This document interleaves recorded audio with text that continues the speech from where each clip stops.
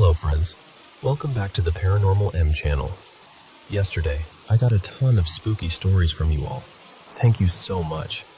Don't forget to subscribe and turn on notifications so you don't miss any of my paranormal stories. So, how are you doing? Still having trouble sleeping tonight?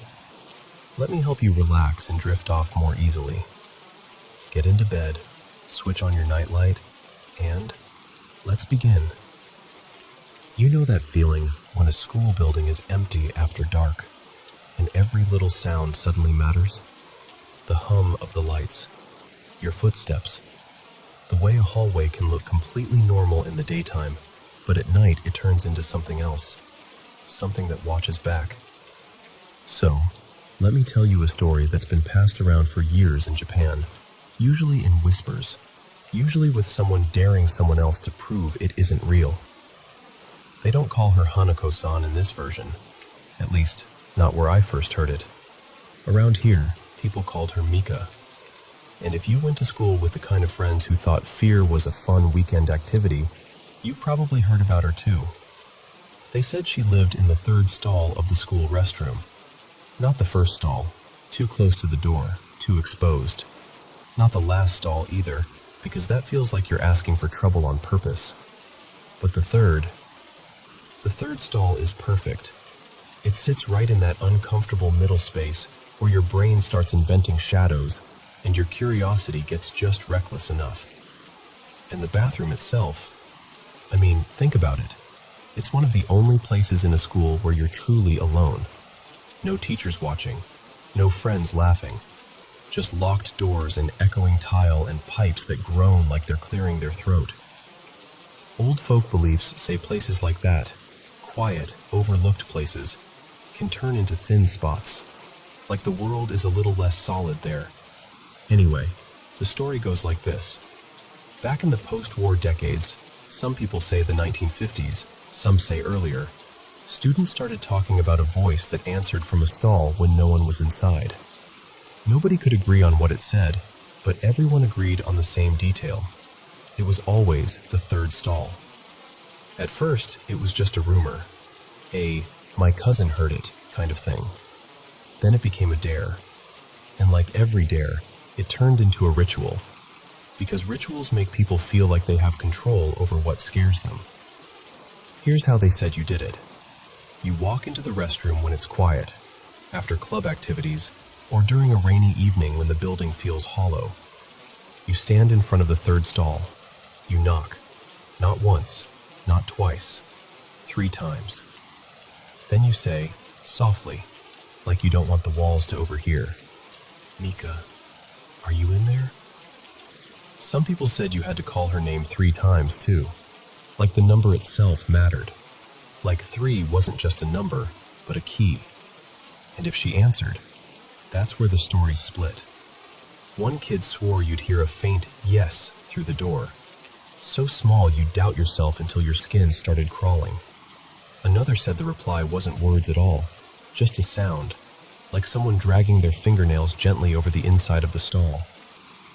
A friend of a friend, always a friend of a friend, claimed the lock clicked open by itself. And the worst version? The one people didn't like to say out loud? They said a small voice would whisper your name, like it knew you, like you'd been expected. Now, about Mika herself, there are a lot of explanations, and none of them are comforting. Some versions say she was a student who died in the school, cornered while hiding, and the restroom was the last place she could think to run. Other people say she wasn't murdered at all, just forgotten, neglected, hurt in quieter ways that don't leave obvious marks. And when she disappeared, the adults did what adults sometimes do with uncomfortable stories. They looked away. And then, naturally, she stayed. In another version, they say you're supposed to apologize immediately after calling her name, even if nothing happens, because calling her is like knocking on a door that should never be opened, and politeness is the only charm you have left. But the part that makes people stop laughing, what really shifts the mood, is how similar the accounts sound, even when they come from different schools, different towns, different decades. 3 knocks, third stall. A door that opens when it shouldn't. An empty space that feels occupied anyway. And maybe that's why the number 3 sticks to the legend like a shadow. People say 3 is a complete number. Beginning, middle, end. A closed loop. Or that it marks a boundary. One knock to get attention. The second to invite. The third to seal it. Once you've done it, you can't undo it. So is it real? Honestly, I don't know. Maybe Mika is just what happens when a bunch of kids share the same fear in the same place year after year. Maybe she's a story built out of loneliness, the kind that echoes in schools more than anyone wants to admit. A name we give to the feeling that sometimes the safest looking places can still hide something sharp. Or maybe, just maybe, somewhere in some old building, there really is a third stall that's never quite empty. And if you ever find yourself passing a school restroom late at night and you hear a soft knock from behind a closed door, just don't answer too quickly. And whatever you do, don't knock back 3 times.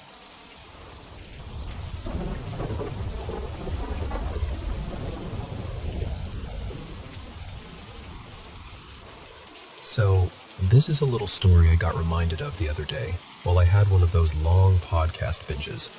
One of those spooky, narrated channels I can't seem to quit.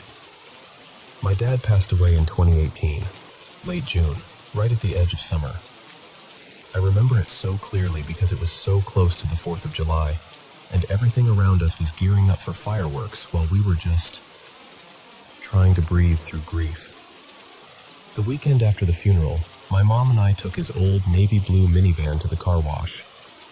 It still smelled like him in that weird, comforting way, like sun-warmed vinyl and whatever soap he used. We were cleaning it up because we were selling it to my cousin Logan. And when I say selling, I mean, we weren't really. Logan and his family had been going through a rough stretch, and Mom and I both felt, deep down, that Dad would have wanted them to have something that could help. So we made it a gift, quietly, gently, like the kind of thing you do when you don't want someone's pride to get bruised. Anyway, once the van was washed and vacuumed and looking almost too clean for what it was, Mom suggested we stop for drinks. There was a fast food place nearby, one of those drive-in spots where you pull into a stall, and it happened to be happy hour. Half-price drinks, cold cups, little normal moments when you're desperate for anything that feels normal. So we park. We're sitting there, still kind of wrung out, probably quieter than we realized. And then, out of nowhere, this mockingbird comes swooping down like it owns the place and lands right on my side mirror. Like, perfectly balanced, bold as anything. It just stared straight at me through the window. I blinked a couple times because it was so absurd it didn't feel real. Then I go, Mom? What? There's a mockingbird, literally staring at me. She leans over, and the second she sees it, something breaks loose in both of us. We just start laughing. Big, messy, can't catch your breath laughing. The kind that surprises you because you didn't think your body still remembered how. And through her laughter, Mom just goes, "Hi, Martin." Because here's the thing. My dad hated mockingbirds. Like, genuinely despised them. He thought they were loud, obnoxious little show-offs, and he'd complain about them every summer like it was a personal feud. He had no patience for their noise, their attitude, their whole vibe. And he also had this wicked, playful sense of humor. So sitting there, fresh from the funeral, trying to do one decent, practical thing with his van, trying to help family the way he would have wanted. Of course, the sign we got wasn't a dove or a butterfly or anything sweet and poetic. No. If my dad was going to pop in and say, "Yeah, I see you. You did good," it was going to be in the form of a rude little mockingbird that drops out of the sky and stares us down like it's got an opinion. And honestly, it made us feel lighter for the first time in days. like he was still himself, still teasing, still present in the most on-brand way possible. Just a damn mockingbird at happy hour. That's my dad.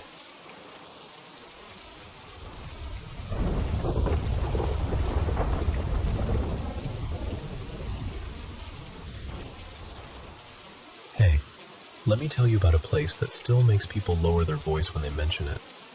Out on the quieter outskirts of Hong Kong, past the busy streets, past the familiar glow of shop signs, there's an old school building sitting there like it's holding its breath.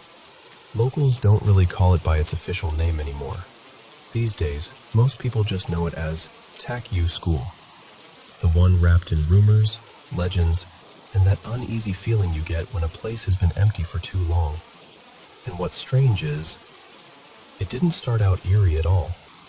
Tak Yu was built way back in the early 1930s, 1932 if I remember right, by a local clan and villagers who genuinely wanted something better for their kids. It was a proud place, you know. At one point, it had hundreds of students. People say close to 800. And the sound of morning assemblies and running feet would have filled those halls.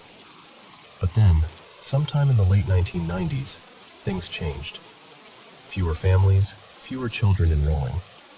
By 1999, the school shut down for good. No big dramatic ending, just locked doors, dusty classrooms, and time taking over. And that's when the stories really began. Because the location is unfair. The school sits near old graves, more than a few. You can feel it even if no one points it out. The air has that stillness that doesn't feel peaceful, just watchful. People in the area will tell you the land has seen hard history. Conflicts, fear, bodies buried quickly when nobody had time for proper goodbyes. Some talk about the old days when the new territories were under tension during the British expansion, and later, the brutal years of World War II, when the Japanese occupation left scars that families still carry in their bones. No official map is going to label it blood-soaked ground, of course. But you hear enough whispered stories, and you start to understand why the place feels heavy. Now, the most famous legend, the one that refuses to die, is about a ghost people call the Woman in Crimson. Some say she was the head mistress. Others call her the principal. The story goes like this. She wore red, bright red, and one day, overwhelmed by something no one ever fully explains, she took her own life inside the girls' restroom. Hanging. Silent. Final. And ever since then, people claim, she's still there. They say if you step into that restroom, especially when the light is fading, you might see a red figure reflected where it shouldn't be, or hear soft crying behind a stall door that's already hanging off its hinges. The kind of crying that doesn't sound like a person trying to be heard, but like someone who can't stop. Here's the thing, though. When you dig into it, the story gets slippery. A few longtime residents insist the school never even had a female principal. No records, no confirmed reports, nothing official about any suicide. But honestly, that almost makes the legend stronger. Because when a story survives without proof, it starts living on fear instead of facts. And red. Red is important. In a lot of cultures, a woman in red isn't just a ghost. It's a symbol. Grief, anger, something unresolved. And the restroom, of all places, it's private, vulnerable. It's where you go when you don't want anyone to see you falling apart. So the legend sticks. Then there was the incident that pulled the whole place back into the spotlight. They wandered through the halls, graffiti on the walls, vines creeping into broken windows, that kind of decay that makes a building look like it's slowly being swallowed by the earth. And then, near what used to be the small sports court, they found a grave. Not part of the neat rows you'd expect, more like it was tucked away, half hidden, like someone wanted it forgotten. One of the girls froze, just stopped walking like her legs had turned to stone. And she said she saw someone. A figure in red, crouched low near the grave, shaking like she was sobbing. Not a theatrical horror movie kind of sobbing, something smaller, more real, like heartbreak. The group panicked and ran. And this part always gets me. The route back to the nearest station is short, a few minutes on foot. But they were so terrified, so disoriented, that it took them far longer than it should have. They kept turning back, swearing they heard footsteps behind them, swearing they saw movement in the dark where there couldn't have been anyone. By the time they reached the brighter area, one of them, the girl who saw the figure, was in a really bad state. People describe her gasping, making strange sounds, clawing at her own throat like she couldn't breathe, like something was tightening inside her chest. News spread fast. Videos, rumors, talk shows, everyone suddenly had an opinion. Some said it was possession. Others said it was panic, mass hysteria, stress, fear feeding fear. But even if you don't believe in ghosts, you can't deny what fear does to people in a place like that. And once that story hit the public, Takyu School stopped being an abandoned building and became a destination. Film crews showed up. Horror productions used it as a set. Ghost hunting shows brought in night vision cameras and dramatic music. People started confusing props left behind, fake talismans, staged evidence, bits of set dressing, with real artifacts. And that only made things messier. Some visitors even started claiming the school had been tied to secret wartime detention or military trials. No solid proof, just another layer added to the myth because the building looks like it could hide 1,000 terrible secrets. So, is it truly haunted? I don't know. I can tell you there's no clean evidence, no official records that match the most famous claims. A lot of the legend is stitched together from tragedy, history, and imagination, plus the way abandoned places mess with your senses. Wind sounds like whispering. A swinging door sounds like footsteps. Your mind fills in gaps when you're scared. But I can also tell you this. Some places hold stories the way wood holds smoke. Even after the fire is gone, the scent stays. And Takyu School, whatever you choose to believe, feels like one of those places. Like the building is quiet, but not empty. So if you ever hear someone bring it up, and their voice drops just a little, you'll know why. And hey, if you've heard other Hong Kong ghost stories, I'd love to hear them. Sometimes the legends people share say just as much about the living as they do about the dead.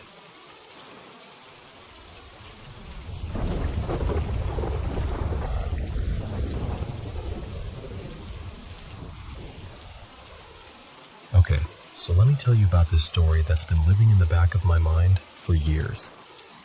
It started online back in January 2004 on a Japanese message board where people shared scary experiences. One night, a poster using the handle Mio dropped what seemed like a casual, real-time update, and it slowly turned into something people still whisper about now. Mio said she'd gotten on a late-night train. Nothing special. One of those rides you take half asleep, staring at reflections in the window, just waiting to get home. The car was mostly empty, quiet, normal. At first. But then she noticed something small that didn't fit. The train just kept going. No stops, no announcements, no doors opening anywhere. Just the steady rattle and sway, like it was chewing through the night without permission. It should have been a quick ride, 10 minutes maybe. But time started stretching in this awful way, like the world had slipped out of rhythm. She tried to shake it off, but eventually she got up and walked to the front of the car to talk to the conductor. She knocked on the door. Nothing. She knocked again, harder. Still nothing. And then she noticed the little window in the door was covered from the inside. Not foggy, not dirty, covered. Like someone didn't want to be seen, or didn't want her looking in. That's when the fear really set in. Not the dramatic kind, the quiet kind, the kind that climbs your throat and sits there. A while later, she didn't even know how long, the train slid into a tunnel she'd never heard of. And when it finally slowed down, it arrived at a station that, according to her, simply shouldn't exist. The sign read, Kisaragi Station. She stepped onto the platform and described it like a place that had been built and then abandoned immediately. No staff, no other passengers, no vending machines humming in the corner, just empty concrete, cold fluorescent light, and that deep silence that feels wrong. She pulled out her phone and searched. Nothing. Maps didn't show it. Search results didn't show it. Like the name Kisaragi Station didn't belong to the world her phone understood. So she messaged her family. They'd never heard of it. She tried calling too, but they were confused. Worried, but confused. Like she was saying a word that didn't mean anything. And then, panicking, she called the police. And this part always gets me. Because the police didn't rush in. They didn't take it seriously. They basically brushed her off, like she was joking or trying to stir up trouble. And the more scared she sounded, the more they treated it like nonsense. So she did what people do when no one believes them. She went back to the train, because at least the train was familiar. But when she got there, it was gone. Just like that. No headlights disappearing into the distance. No sound fading away. One moment it was her only lifeline, and the next, there was just empty track and still air. And beyond the platform, nothing. No streets, no homes, no convenience store glow in the distance. Just rough, open wilderness, black shapes of trees, uneven ground, and the tracks stretching forward like they were leading into a part of the world nobody visits. She said she started walking along the tracks because, what else do you do? When you're trapped somewhere unlisted, and the one thing that brought you there has vanished? And while she walked, she began hearing sounds. At first it was faint, like something carried on the wind. But then it got clearer. Drums. That heavy, ceremonial kind. Like taiko, deep and slow, paired with something like bells. Thin, metallic chimes. And then, this was the moment she said her blood went cold. She heard a voice behind her. Calm, almost annoyed. Hey, walking on the tracks is dangerous. She turned. There was an old man standing maybe 10 meters away. And here's the detail she couldn't stop thinking about. He had only one leg. Not like an injury he was holding, just like that was how he existed. She froze. She didn't even have time to speak, because the moment she looked directly at him, he vanished. No footsteps, no turning away, just gone. And she was alone again, standing under a dead sky, with only the tracks and those distant drums. She kept walking, because stopping felt worse than moving. Eventually, she reached another tunnel. She described a sign nearby with a name she didn't recognize, something like Inozawa Tunnel. She hesitated, but the drum beats behind her had gone quiet, and the silence felt like it was pressing on her ears. So she went in. Inside, it was pitch black. The kind of dark where you can't even tell if your eyes are open. She kept one hand out in front of her, feeling the air, feeling the wall, stepping carefully, listening to her own breathing like it didn't belong to her. And then, far ahead, a faint light. She walked toward it like it was the only thing that mattered.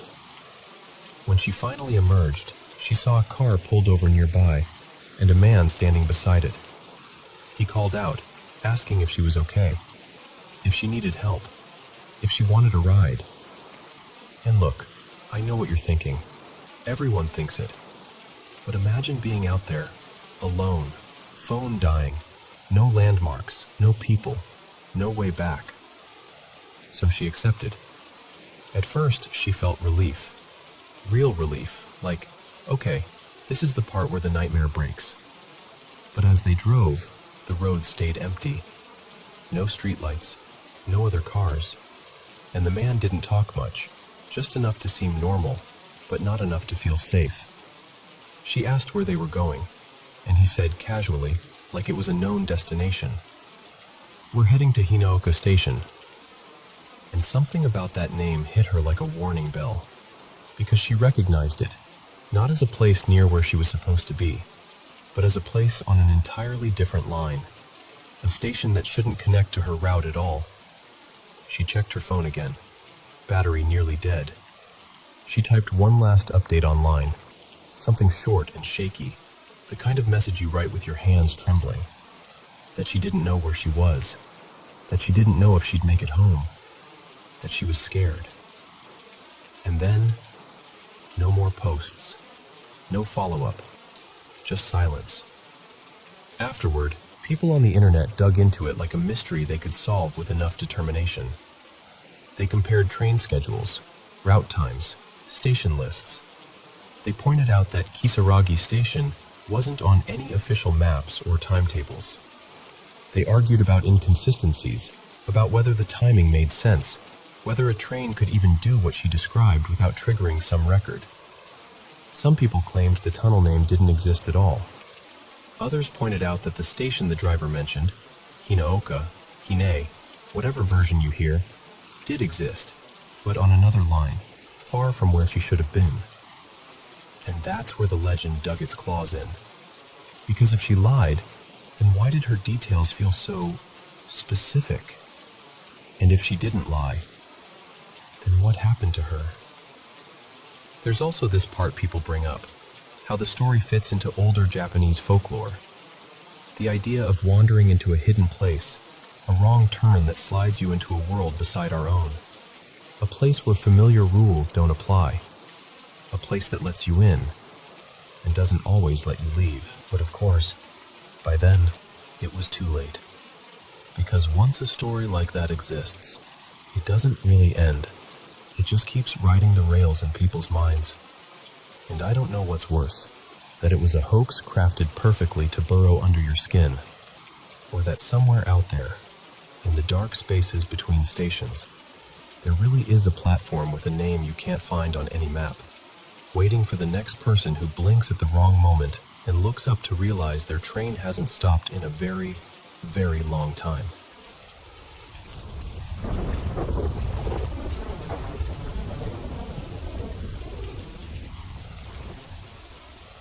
So, you know how Hong Kong can feel like two cities at once? Glass towers and neon on one side, and on the other, these old streets where history practically leaks out of the stone. A while back, I found myself in Sai Ying Pun, wandering uphill without much of a plan, when someone pointed me toward a place locals still talk about in a lowered voice, not because it's flashy or famous, because of what it used to be. They called it the High Street Asylum. And even though the building doesn't look like a horror movie set at first glance, more like a proud old colonial structure with arches and heavy granite blocks, there's this weight to it. The kind you feel in your chest before you even understand why. It didn't start as anything sinister. Back in the late 1800s, around 1894, it was built as quarters for nurses working nearby. Elegant, in a stern, old-world way. Big windows, thick walls, the sort of architecture that was meant to say, "We're staying." But buildings don't choose what they become. People do. By the time the 1940s rolled around, the city was straining. Too many patients, too few resources, and mental health was treated like a problem to be controlled, not a pain to be healed. The old nurses' quarters were converted into a women's psychiatric ward, and that's where the stories take a turn. Here's the part that's hard to say out loud, even now. The treatments weren't kind. They weren't careful. They were brutal in the quiet, clinical way that makes your skin crawl. One former orderly, well, according to an old account a local researcher named Mina Lau shared with me, described insulin coma therapy like it was routine. Patients injected until they slipped under, then dragged back with glucose, over and over, as if the brain were a machine you could reboot. Sometimes people didn't come back the same. Sometimes they didn't come back at all. And then there were the lobotomies. Even hearing the word feels cold. Cutting into the frontal lobe, trying to snip away bad behavior like it was a stain. The result wasn't peace. It was emptiness. People left staring past you, like their spirit had been folded up and put away. A lot of those women didn't survive that place. Not really. Some died from the procedures. Some, the stories say, took their own lives when the pain and confusion became too much. And when a building holds that kind of suffering for long enough, people start saying it doesn't fully let go. Then war came, and the building's darkest chapter began. In late 1941, when Hong Kong fell under Japanese occupation, High Street changed hands and changed purpose again. The ward was seized, requisitioned, and locals insist it became a place of detention, interrogation, and execution. Not soldiers, civilians. Ordinary people who just happened to be in the wrong place, under the wrong shadow, at the wrong time. There are rumors, always rumors, that bodies were rushed out at night and buried nearby, in a park close enough that you can still walk there in minutes. No markers, no names, just earth covering secrets. And you know what's chilling? The stories from after the war. Because even when the building returned to medical use, people swore it never felt clean again. A retired staff member, Rory Chan, someone I met through a friend's friend, told me he refused to do night rounds alone. Not because he believed in ghosts, he said, but because of the sounds. Screams from rooms that were empty. Knocking from behind walls that had been sealed. He laughed when he said it, like he wanted the laughter to erase the memory. But his hands didn't laugh. His hands kept fidgeting, like they were trying to shake something off. Eventually, the place shut down for good, early 1970s, after newer facilities opened elsewhere.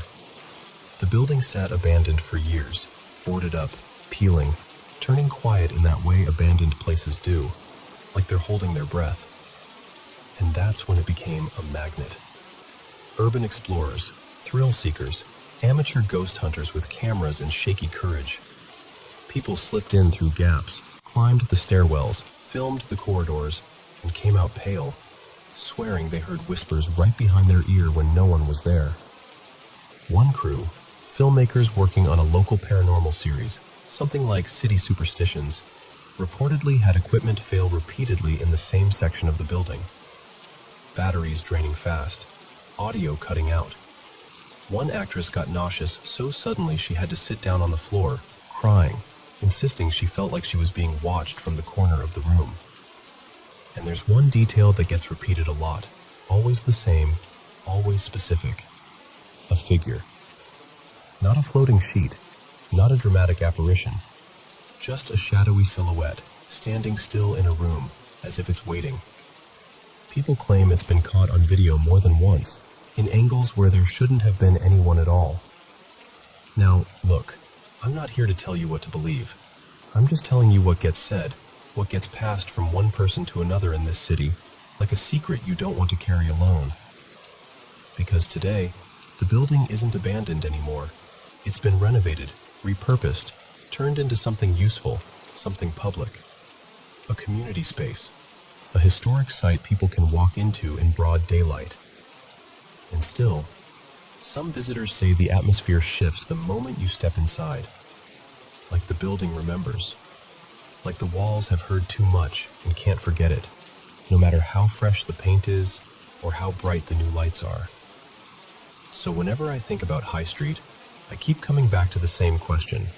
Not, are ghosts real, but something quieter, something sadder. What does a place do with the pain it held? Does it release it? Or does it keep it, pressed deep into the stone, waiting for someone to come close enough to feel it again?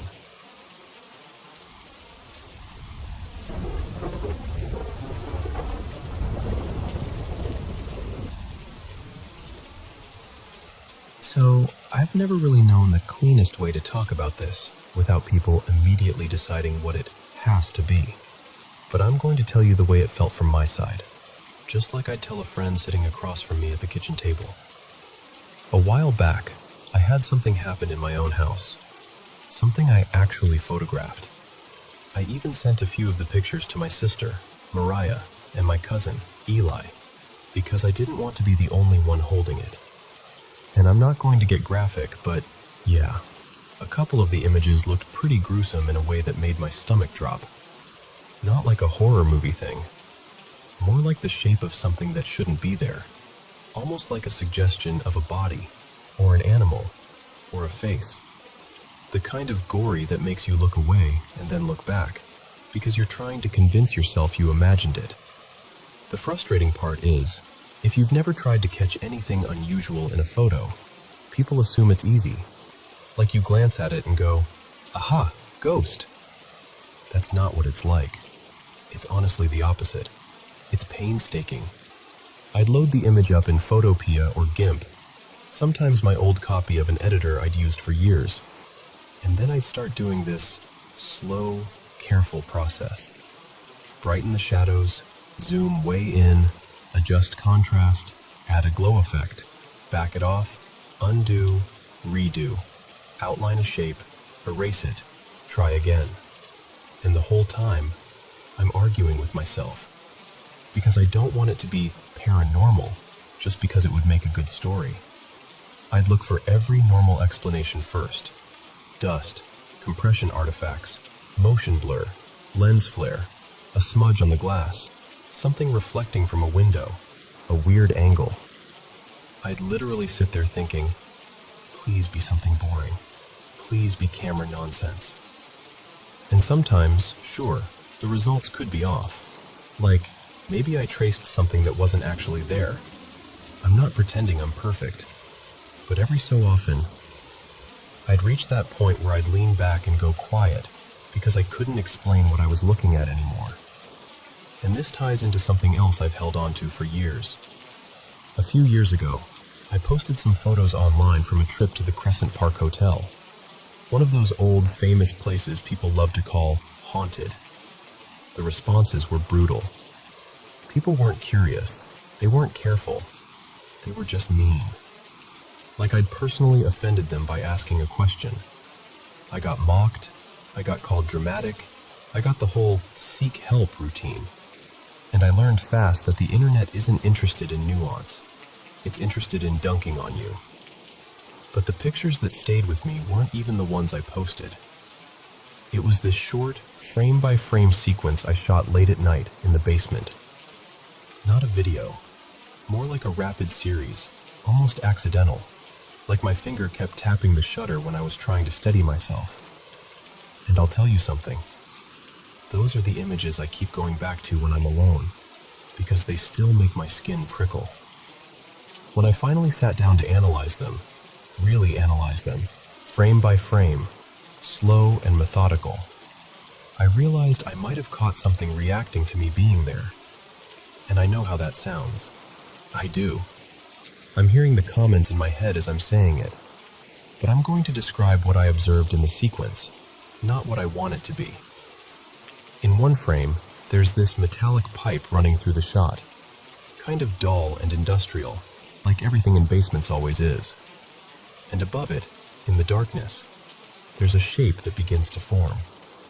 At first, it's just a faint outline, like the hint of a head, too rounded, too placed to be random. And then, across the next frames, it's like it turns, like it notices. And then there's this moment where the shape distorts, like the image stretches, and a pale blue flare shows up. Not like a clean lens flare, more like a flicker, like a pulse. And in the same stretch of time, I remembered something I hadn't even connected until later. Standing down there, I'd caught a glimpse in my peripheral vision just a blue smudge of a face-like shape in the dark. I'd told myself it was nothing and kept moving, because what else do? You don't want to freak yourself out in a basement at night. But later, looking at those frames, I couldn't shake the feeling that the two things lined up, that what I saw with my eyes and what I caught with the camera were part of the same moment. And here's the thing, I didn't even tell anyone online the full version of that. I didn't describe the blue flicker or the face smudge or the way the sequence looked like a reaction, because I could already tell nobody wanted to have a real conversation. They didn't want to explore possibilities. They wanted a punchline. So I kept it to myself. I still have those images. I still have the originals.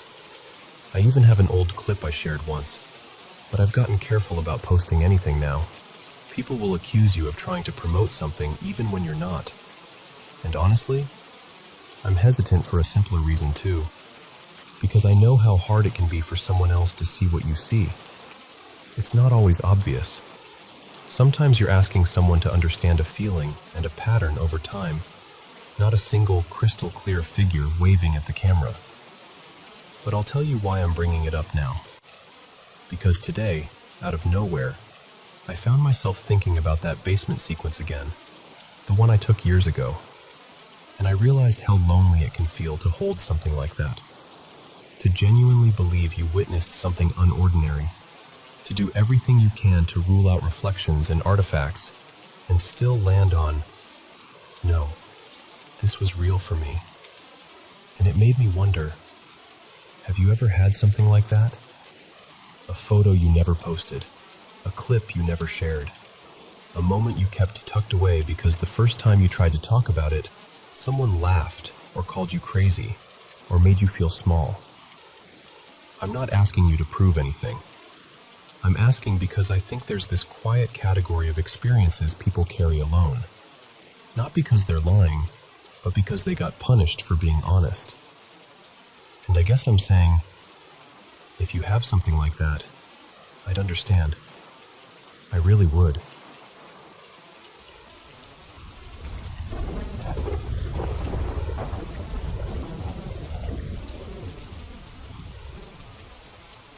Hey, so I noticed this topic pop up in the community a couple times a week. Sometimes it's people straight up asking, are psychics real? And other times it's folks sharing dreams and trying to connect the dots. And honestly, the word psychic gets tossed around pretty casually. I get it. There are plenty of people who don't believe in any of it. So of course there's always going to be a little background noise from the skeptics. A couple years back, I left my regular day job and started working from home as a professional tarot reader.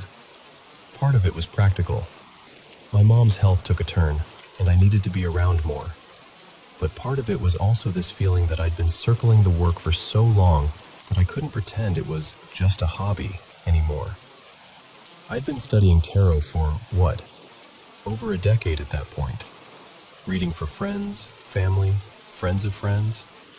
I used to accept donations, but if I'm being real, most of the time I did it for free. For years I felt weird about charging anyone. Like, who am I to put a price tag on guidance?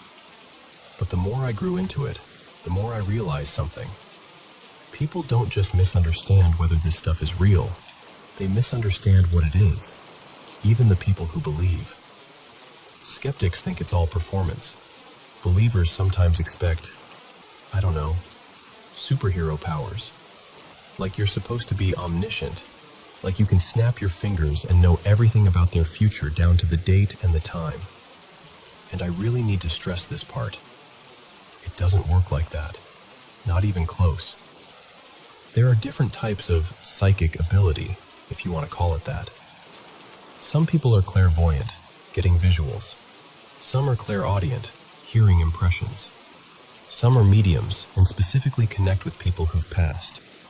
And then there are sensitives or empaths who pick up on other people's emotions so strongly it can feel like their body becomes a tuning fork. Me? I can get impressions in a couple of ways, sure, but my strongest work has always been through tarot, divination. And divination isn't the same as, I feel your vibes. It's a symbolic language. It's a system. You're pulling random images and then assembling meaning the way you'd assemble a sentence from words. The cards don't scream the truth like a movie scene. They offer patterns, themes, tension, movement, and it's my job to interpret that responsibly. Now here's something people don't like hearing. A real reading isn't something you can demand like fast food. You can't just go, "Quick, tell me what's going to happen," and expect a clean, perfect answer. And if someone claims they can give you a flawless psychic download instantly, no context, no process, no effort, there's a decent chance they're playing you. Because what a lot of so-called psychics do is cold reading. They fish, they watch, they listen for your reactions. And it doesn't even have to be obvious. A pause, a laugh, a shift in tone. Even your breathing changes when they get warm. If they're skilled, they'll steer based on you and make it feel like it's coming from the universe. So let me give you some advice from someone who does this for real and tries to do it with integrity. If you're getting a reading, online or in person, organize your thoughts first. Seriously, take 2 minutes and write down what you actually want to know. Keep it tight. Keep it clear. Instead, ask it cleanly, like, is my relationship headed toward a breakup? Or, what's the likely direction of my relationship over the next few months? Then stop. Let the reader do the work. And if the person starts hitting you with lines like, "I'm sensing you've been hurt before," or "Your life has been a roller coaster," or "You've experienced loss," listen. Those are classic catchphrases. They're vague enough to fit almost anyone, but emotional enough to hook you. That's not insight. That's marketing. Also, this is a big one. Be careful with those free 5-minute reading offers on chat or phone services. That's a trap more often than not. You're timed. That clock is running. And a lot of them will spend the first chunk of your free time asking for your zodiac sign, telling you to hold on while they connect. And then suddenly, wow, here comes a generic horoscope-style reading you could have gotten for free anywhere. If what you're getting sounds like a recycled daily horoscope, that's probably exactly what it is. Another thing, don't overload the reader with chaos. Please don't call someone and go, "Okay, my name is Marissa, his name is Devin. We met at my cousin's friend's birthday in June. He said he liked me, but he hasn't texted. Does he have kids? Is he seeing someone? Are we soulmates? Also, I only have 4 minutes."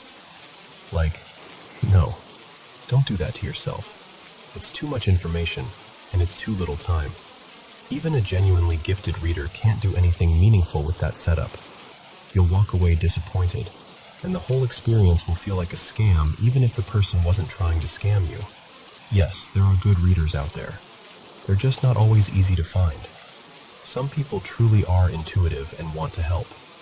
Some people are simply confident performers. So do a little research. Look for reviews that talk about specificity, ethics, and how the reader handled sensitive topics. Not just, "Oh my God, they were so accurate," because people say that when they feel seen, even if nothing concrete was actually said. And one more thing that I wish more people understood. You're dealing with a human being. Time is money, sure, but also, emotional energy is real. Most readers, especially if they're empathetic, can't sit in heavy heartbreak and fear all day without it affecting them. That doesn't mean you can't be honest. It just means common courtesy matters. You don't need to unload every detail of your pain to get a clear answer. Sometimes less is actually better. And about pricing, yeah. Some readers charge absolutely wild amounts, and it doesn't guarantee quality. I've heard so many stories of people paying a ridiculous fee for a reading that was basically fluff, and that kind of thing can make you feel stupid and violated at the same time. I hate it. In my experience, someone who's reasonably priced and grounded may actually be more trustworthy than the $200 an hour mystic with a dramatic brand. Not always, but often. Because people with real empathy tend to price in a way that doesn't assume everyone seeking support is wealthy. Lastly, I see a lot of people asking, "Am I psychic?" or saying they think they might be. If that's you, my honest answer is, explore it. Read. Learn. Pay attention to your patterns. You don't have to turn it into a business, and you definitely don't have to make it your identity.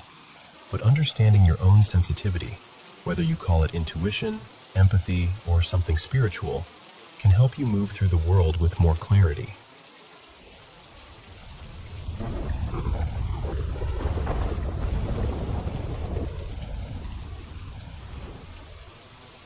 So, this has been stuck in my head ever since, and I'm going to tell it to you exactly how it felt, because it was so weirdly real.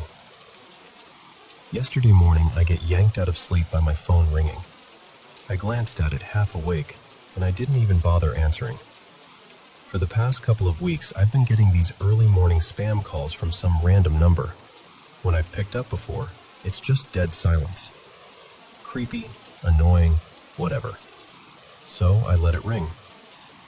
But the ringing woke me up enough that I shuffled to the bathroom. When I came back, I was still kind of foggy, but I picked up my phone and checked it. And that's when my stomach did that little drop. Because I had a missed call from my mom's home phone. Not her cell, her landline. My mom, Marlene, is in her 80s. And unless something's going on, she's usually dead asleep that early.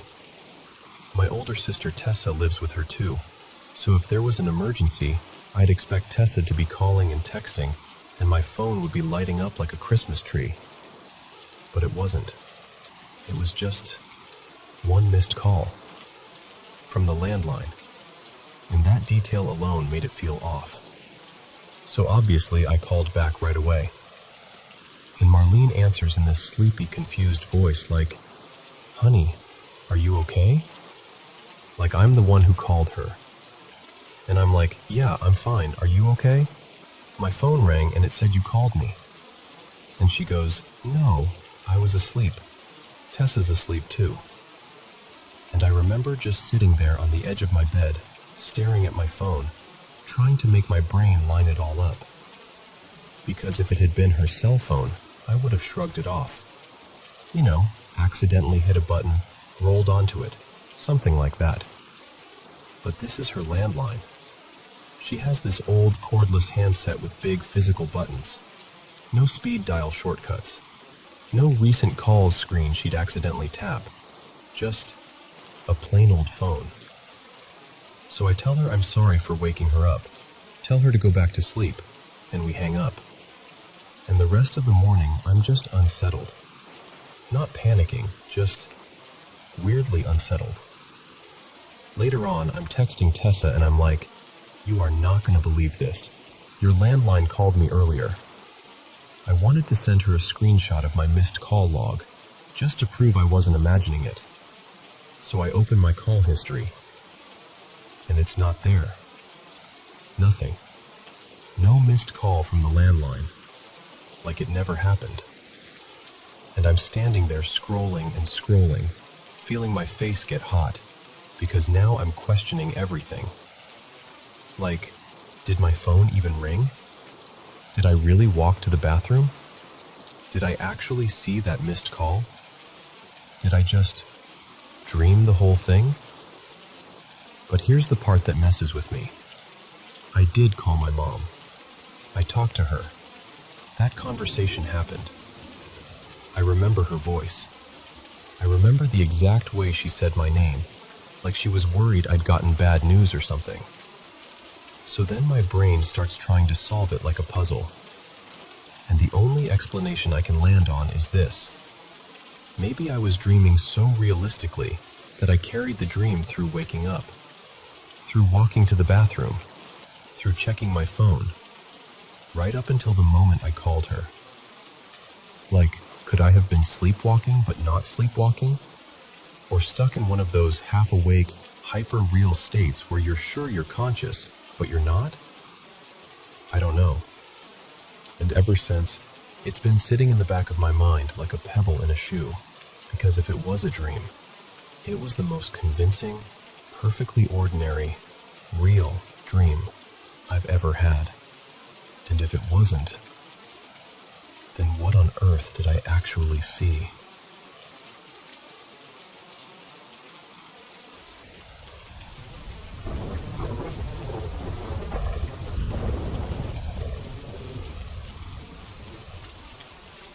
Okay, so I'm just going to tell you this the way I'd tell a friend, because I still feel weird even saying it out loud. I've always been sensitive, I guess, ever since I was a kid. Like, I'll dream something and then it happens later. Or I'll get that sudden, don't go there feeling, and I listen. Because when I don't, I regret it. And sometimes I'll see those shadowy figures out of the corner of my eye. Nothing clear, just shapes. I've never loved it. I don't chase it. I don't try to open up to it. I've always done this thing where I acknowledge it for half a second, like, yep, I saw that. And then I push it back in my mind and keep going. But the last couple of months have been rough. Family stuff, illness, hospitals, that constant worry that sits in your chest all day. I've been running on fumes, anxiety, panic attacks, just not myself. And then this started happening. The first time I was awake, just lying there in bed, staring at the ceiling. The room felt normal at first, but then I felt this shift, like the mattress changed, like something climbed up onto the bed. I know how that sounds. I know. But it was so physical. At first I was weirdly calm. I thought, okay, ignore it. Don't feed it. Then I felt something wrap around my ankles, tight. That startled me so bad I jolted up and scanned the room. Nothing. So I lay back down, trying to convince myself my body was just doing that half-asleep thing. And then the pressure came back, like something sat on the bed and leaned into me. I sat up again, heart hammering. Still nothing. I got up, walked around the house, got a drink of water, did the whole ground yourself routine. Eventually, I went back to bed and slept. After that, for a while, it didn't touch me again. I still felt that someone's here feeling sometimes, but it kept its distance. And honestly, I felt safer because I wasn't sleeping alone anymore. My husband, Mateo, and our little girl, Alina, were in the room with me most nights. But then, last night, it came back. I was lying in bed, and I heard footsteps. Not loud, but clear enough that my brain snapped into alert mode. Like someone pacing around the bed, circling it. I sat up and looked over, fully expecting, like praying, it was just my husband moving around or the house settling. But it wasn't either of them. It was that same presence. That same heavy, deliberate, I'm here. I kept telling myself, don't react, don't give it attention. I'm a person of faith, and normally that steadies me. I thought, it'll get bored and leave. It didn't.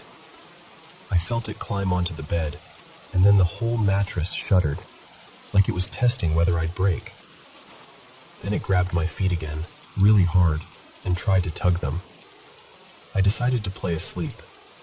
I went limp and refused to move. It pulled and pulled, and when it couldn't get my feet to budge, it switched to my hands. Same thing, tight grip, trying to move them, like it was checking how much control it had. I kept my eyes closed. I kept telling myself, if I don't respond, it can't do anything.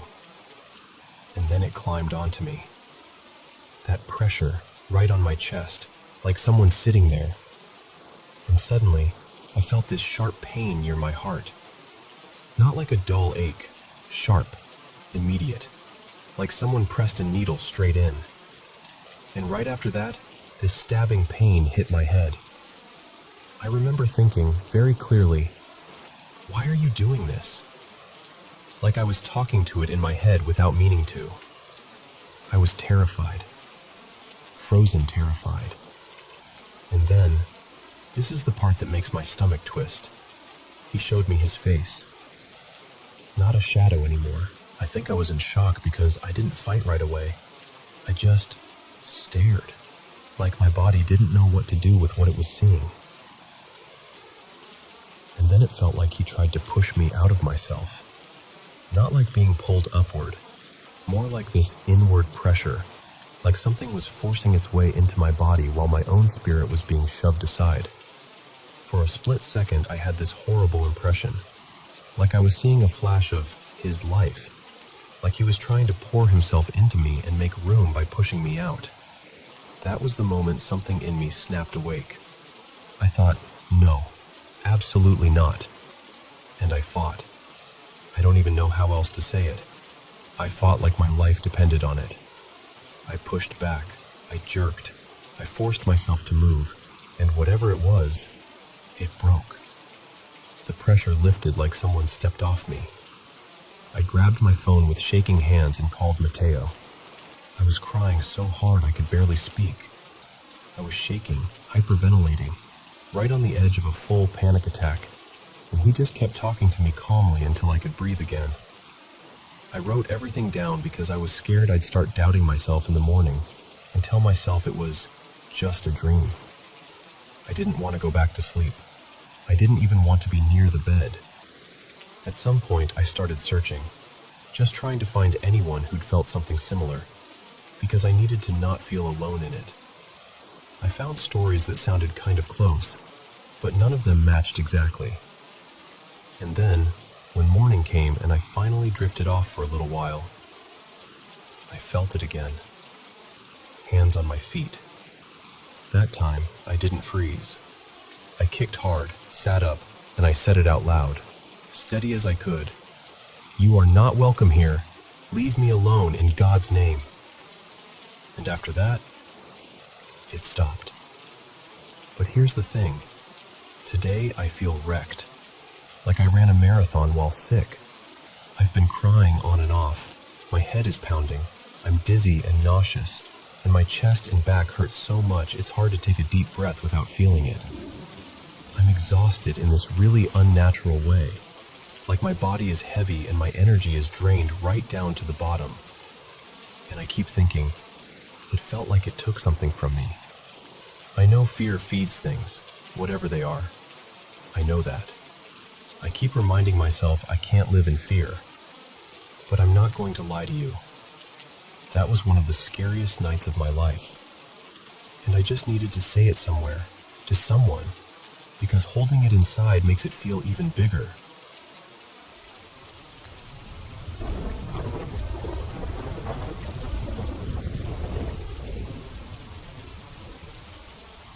So, let me tell you about me and my friend Kelsey.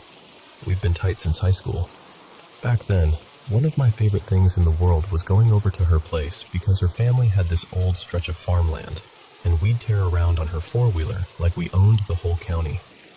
Usually, Kelsey would drive, and I'd sit right behind her with my arms wrapped around her waist, hanging on for dear life whenever she hit a bump on purpose, because of course she did. We'd ride for ages, just chasing that feeling of freedom, looking for little adventures, like we were in our own movie. But here's the thing. Every time it was just the two of us, something weird would happen. Not always scary, sometimes just bizarre, like a random guy yelling at us from his car for no reason, or some strange little moment that didn't add up. It was like our friendship came with a side of unexplained. Anyway, one afternoon, sometime around 2011, after school, we did what teenagers do when they think they're being sneaky geniuses. We got our hands on a little alcohol and decided we wanted privacy. So, we took the four-wheeler down this narrow little opening into the woods. And when I say narrow, I mean skinny. Like, the four-wheeler barely fit. The path sloped downhill and then opened up into this wider little clearing, still surrounded by trees, but with more space. There was even this small, weathered bridge down there, like something out of a summer camp. We parked, stayed sitting on the four-wheeler, and just took tiny sips, passing the bottle back and forth. We were down there maybe 10 minutes, 15 tops. And listen, yes, we'd been drinking a little, but we were not drunk.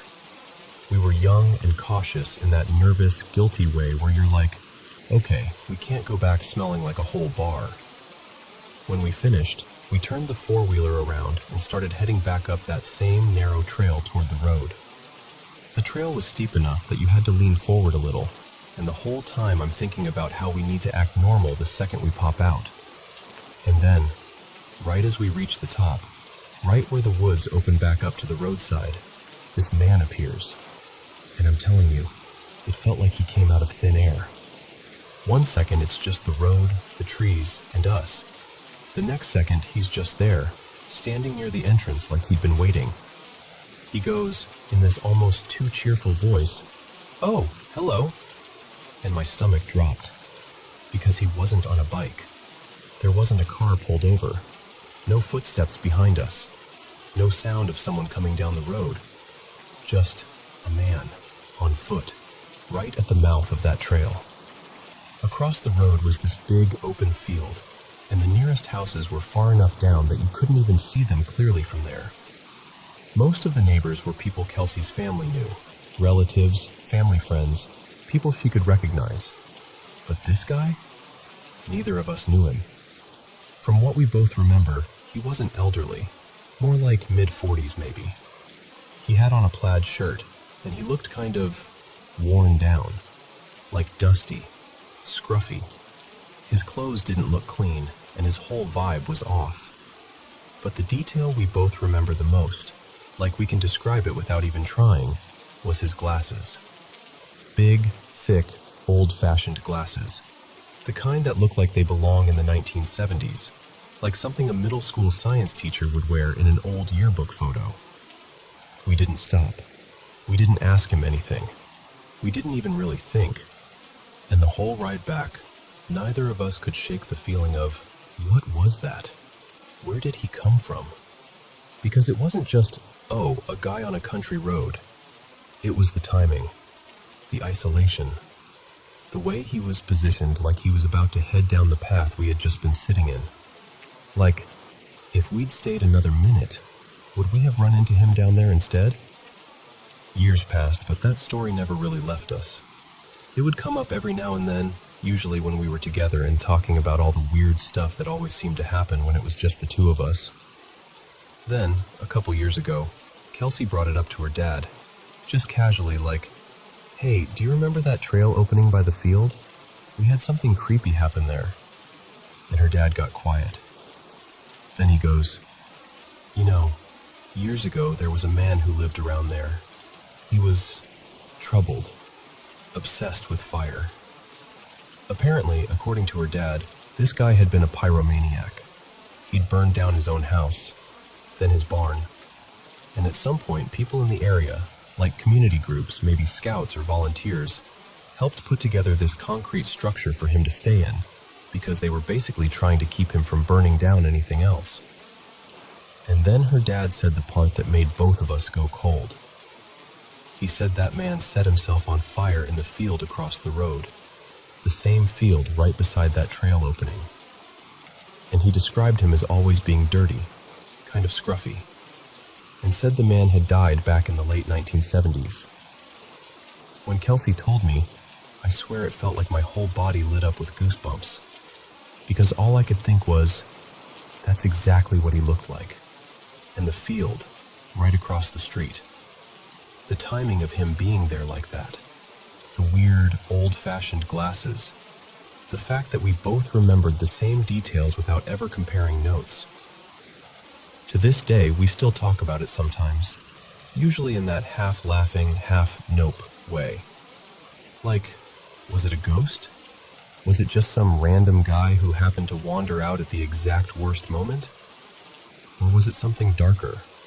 Like we got really close to a situation we don't even want to imagine? I don't know. I honestly don't. I just know that every time I picture that moment, us cresting the hill, the trees thinning out, and that man standing there like he'd been waiting, my stomach still drops the same way it did back then. And yeah, it still freaks me out.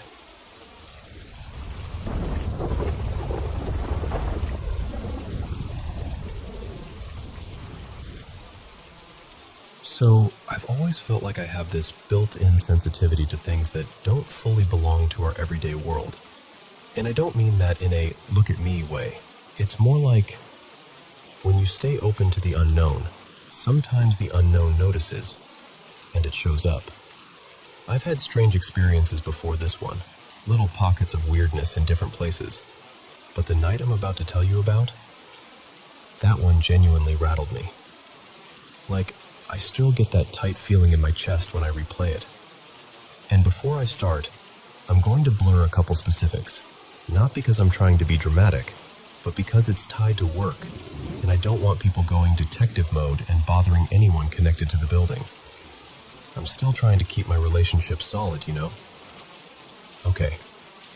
This was late December, right after Christmas, when I was temporarily living in Cleveland, Ohio, wrapping up a contract that had me there through the end of the year. I was renting a little place in a hillside neighborhood with these steep streets and old stairways carved into the city. It was beautiful. Cold, but beautiful. And Cleveland had this weight to it. Not in a bad way, just this sense that history was layered deep into the brick and sidewalks. I'd lived in other places, Dallas, Philly, Chicago, even a stint in Manhattan, and sure, you get vibes everywhere. But Cleveland? That year, it was like the veil was thinner. One night, around 9:30, I went to a coworker's holiday get-together. Her name was Marissa. Small party, maybe 10 or 12 people. Her apartment was on the 3rd floor of this older building. The kind of place where you can tell it's been renovated in phases, like someone did the hallways decades ago and then updated the units later to make them feel modern. The hallways up to her door were sad.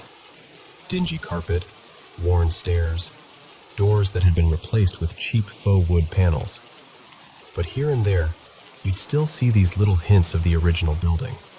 Old trim work, Art Deco corners, stuff that made you think, this place has been standing here a long time. Her apartment itself was much nicer. Hardwood floors, newer kitchen, updated lights. When you walked in, there was a big living room straight ahead, a window looking out onto the street. Kitchen off to the right, then a short hallway back to the bathroom and bedroom. The party was mellow. People drifting between rooms, chatting, laughing, holding plastic cups like it's a ritual. At some point, I ended up sitting at the kitchen table talking to someone. I don't even remember what we were talking about because my brain kept snagging on this feeling. The kitchen felt damp. Not physically wet, just heavy. Like the air had soaked up something old and wouldn't let it go. And then I noticed it. There was this dark door at the edge of the kitchen, glass panel in the top half, but someone had hung a curtain over it like they didn't want the glass to exist. The longer I sat there, the more that door started to feel like it was staring back. Marissa walked in and I pointed at it and said, "Okay, I've been looking at that door for 10 minutes. Where does it go?" And she goes, super casual, "Basement." I stood up immediately. Of course I did. She added, almost too quickly, "But don't use it. The building owner told us not to. The stairs are old and they said it's not safe." I asked what was down there and she was like, "Laundry room, I think. I never use it. There's another way down from outside. And listen, if you tell me don't go in there, you might as well hand me a flashlight and push me toward it. Especially if I've had a couple beers and I'm already feeling like something is off." Tessa was exactly the kind of person who would follow a bad idea into the woods without hesitation. She came in grinning like, finally, something interesting. Marissa, half laughing but also not laughing, said, "If you fall through the stairs, that is not on me." I unlocked the door. It made this sticky, reluctant sound, like it hadn't been opened in ages and the paint was breaking its own skin. I turned on my phone flashlight and peered into this narrow stairwell made of old gray wood. Brick walls close on either side. The air felt colder immediately, like the door had been holding it back. We tested the steps. They felt solid enough, so we started down. It was this weird layout, like a few steps, a little landing, turn, a few more steps. And then the wood ended, and the stairs turned to concrete, dropping straight down into darker air. At the bottom was this flimsy white door, slightly open, and right there, right at that threshold, I felt this sudden surge, like a pressure shift, like stepping into a place that had its own weather. I looked at Tessa, and she looked at me, and we didn't even have to talk. We both knew we were thinking the exact same thing. Something's down here. We pushed the door open. It was a laundry room, technically, but it looked like a scene that had been abandoned mid-thought. A bare light bulb hung from the ceiling on an extension cord with one of those beaded pull chains.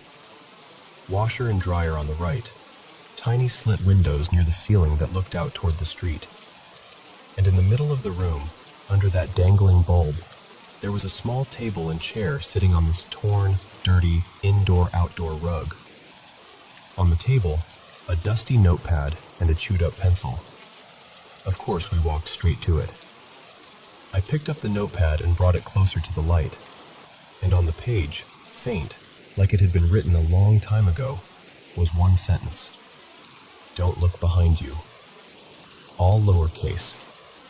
I actually laughed. Nervous laugh, but still. Because part of me was like, okay, that's a prank. Someone's messing with people. I showed Tessa and she laughed too, except the laugh ended the same way mine did, with both of us immediately looking behind us. Nothing. But the feeling got stronger. We noticed fluorescent lights running deeper into the basement, disappearing into darkness like a path. We found a switch near a separate stairwell, the safe one Marissa had mentioned, and when I flipped it, the fluorescent bulbs flickered on, one after another, down a long corridor. And what we saw was bigger than we expected. Laundry room connected to a long hallway lined with storage cages, wooden partitions, chain-link doors, padlocks, dusty boxes, rolled-up carpets, and at the far end, another open room about the same size as the laundry room, like a long dumbbell shape, stretching maybe half a football field end to end. Tessa hooked her arm through mine without even asking. We walked down the corridor slowly, scanning through the chain-link doors as we passed. Nothing moved. It was just silent in a way that felt intentional. We reached the second room, and across the room, on the far wall, was this standalone wooden storage locker. Newer wood, cleaner, like it didn't belong with the rest of the basement. Also, it didn't have a padlock. Off to the right was a smaller side room, maybe 10 by 10, with no door, just a square opening. We stepped toward it and the temperature dropped so fast it felt like walking into a shadow. Tessa leaned in and whispered, "It just got colder." And we both silently agreed, that's enough. We started heading back. But halfway to the corridor, something in me pulled. Like my intuition grabbed my collar and yanked. I stopped. Tessa stopped with me. And I turned to look at that newer wooden locker again. We didn't speak. We didn't need to. We walked toward it, slow, careful, like we were approaching an animal that might bolt or bite. 4 feet away, my heartbeat was loud in my ears. Tessa was trembling. I could feel it through her arm. I reached out, hand floating toward the handle, and before my fingers even got close, bang. Then again, bang. Then again, bang. The entire wooden locker shuddered, like something inside it had thrown itself against the door with force. The sound wasn't just loud, it was physical, like it punched the air. We didn't scream. We didn't even have time. We just ran. We sprinted back down the corridor, straight into the laundry room, where a couple other people had wandered down and were calling our names. The second they saw our faces, they panicked too and bolted up the concrete stairs. I made it into the laundry room and spun around, breathing hard, staring down that long, fluorescent-lit corridor. Silence. The locker was still there, unmoved. Door closed. Nothing visible. Just waiting. I yelled, "Who's down here?" because my mind scrambled for the most reasonable explanation. Someone from the party came down another way and decided to mess with us. That's what people do. That's normal. That's explainable. No response. I yelled again, something like, "I know you're messing with us." Nothing. Tessa grabbed me and hissed, "No one's down here. Let's go." And I said, because I was angry now, more than scared, "No, we're checking." One of the other women from upstairs, Lena, hesitantly agreed to stand near the laundry room and watch, like a witness. Like that mattered, but it felt like it mattered. This time, I walked toward the locker with this stubborn confidence, like fear didn't get to win. We reached it. I paused, stared, then just yanked the door open in one violent motion and jumped back. And there was nothing. No person, no objects, no secret entrance, no hidden hatch, no second door.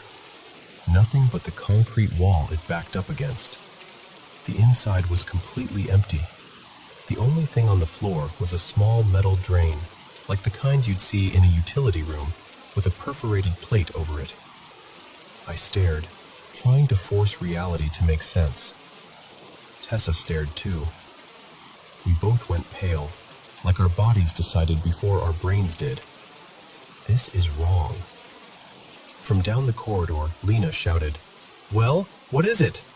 And Tessa and I answered at the exact same time. Nothing.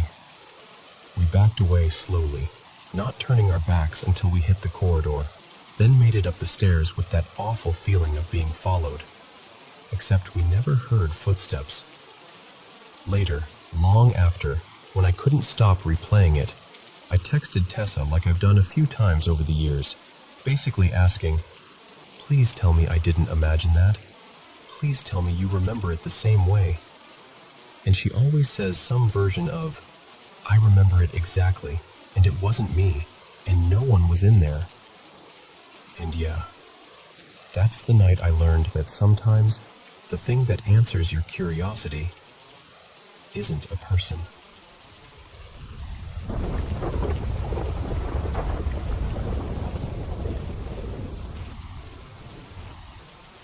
So, I've been working at the same preschool for about 7 years now, and I know this sounds dramatic, but the building has always had this presence.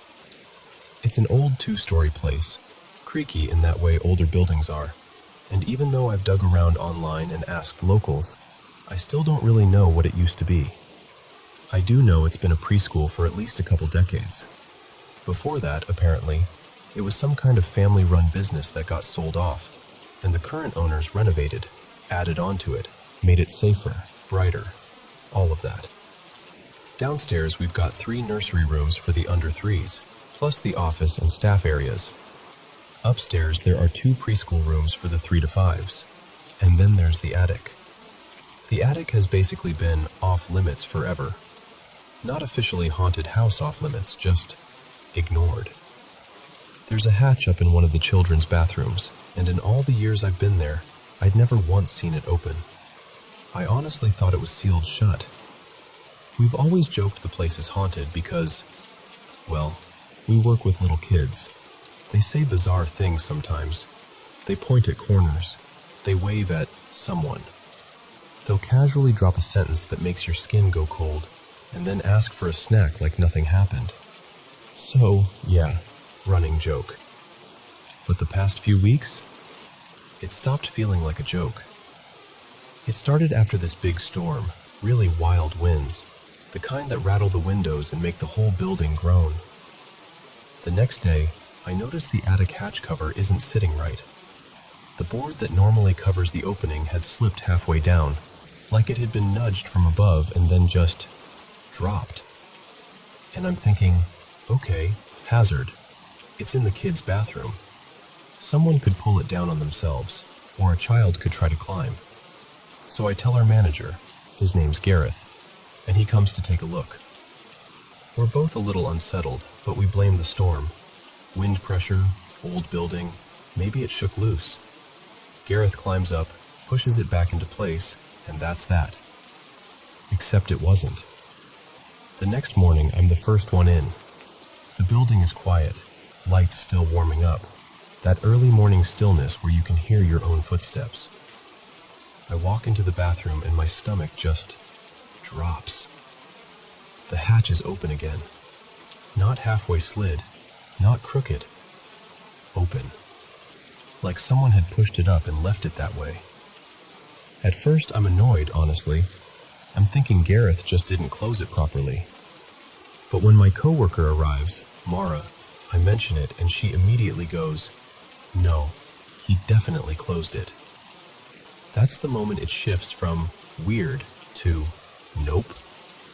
Because if it wasn't the storm and it wasn't Gareth, then what? An animal? Someone got into the building overnight? The idea of that in a preschool made my throat go tight. Gareth comes back up and he's trying to play it calm, but you can tell it's got under his skin too. He drags a ladder in and starts fiddling with the board. And that's when we realize something that makes it so much worse. The board doesn't just sit flush to the opening. There's this little ledge, like 6 or 7 inches below the actual attic cutout, where the board rests. And the opening itself is this awkward rectangle, not a neat square. So to close it, Gareth has to pull the board down through the opening, then twist it, like turning a big flat tray, before it will sit correctly on that ledge. Meaning, if it was open, it hadn't just fallen. And we can only even reach it from the top of a ladder. So Gareth calls one of the owners, Nadine, to come over. Nadine shows up with a flashlight, climbs up, and tries to push the board open again to check inside. And Nadine struggles. Like, really struggles. Like the board is heavy, stiff, awkward, and not something that just casually slides out of place. She shines the flashlight up into the attic. Dust everywhere. Insulation. Nothing obviously disturbed. No footprints. No signs of an animal nest. It looks untouched. Old. Dead air. That should have made me feel better. But somehow it didn't. Because if no one had been up there, then why did it open twice? After that, we kept it closed, and we kept checking it almost obsessively. Every time someone went into that bathroom, they'd glance up, like the hatch might blink at them. Around the same time, 2 other things happened. Separately, but close enough together that it all started to feel connected. First, we had a few new children start. And you know how it is. Pickup time. You chat with parents. You get little pieces of their world. One mom, Rosa, stops me during the second week and goes, "Is there a girl in the class called Molly?" And I'm like, "Molly?" Because I'm running through the list in my head. We don't have a Molly. So I say gently, "No, I don't think so. Who's asking?" Rosa tells me her child won't stop talking about their new friend, Molly. I try to be careful, not to lead them, not to plant an idea. I ask simple questions. What does Molly like to do? Where do you play with her?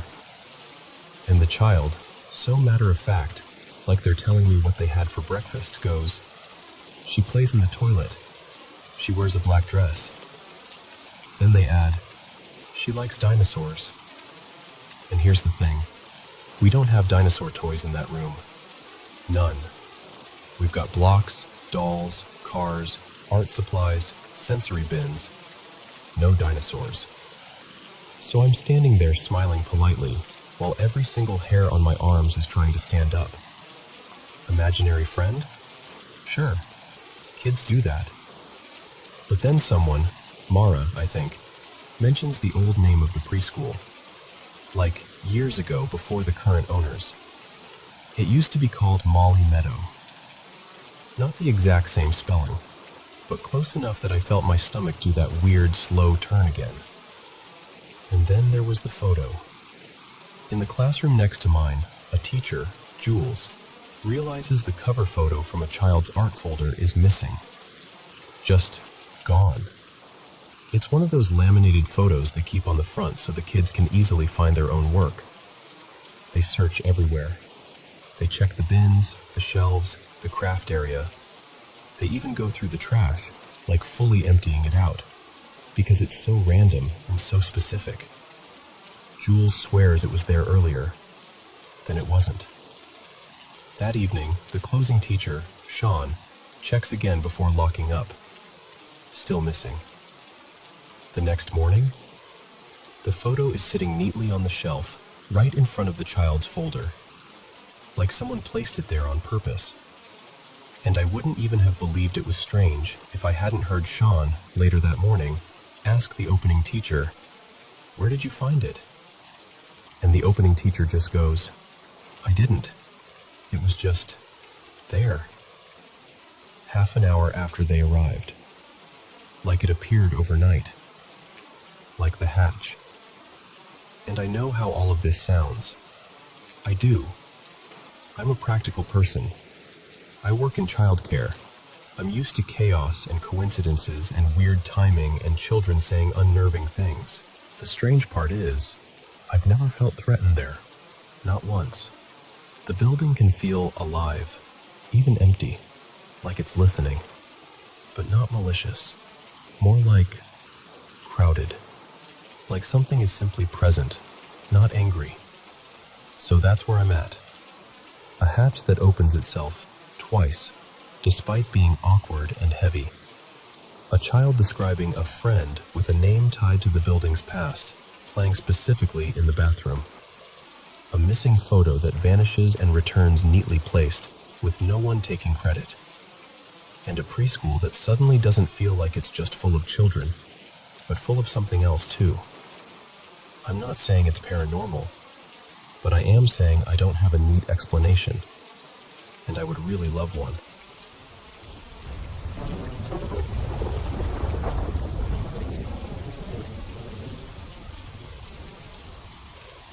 Hey, so I've been sitting on this story for years, and every time I think about it, I get that same tight feeling in my chest. This happened a long time ago, late 2000s, give or take.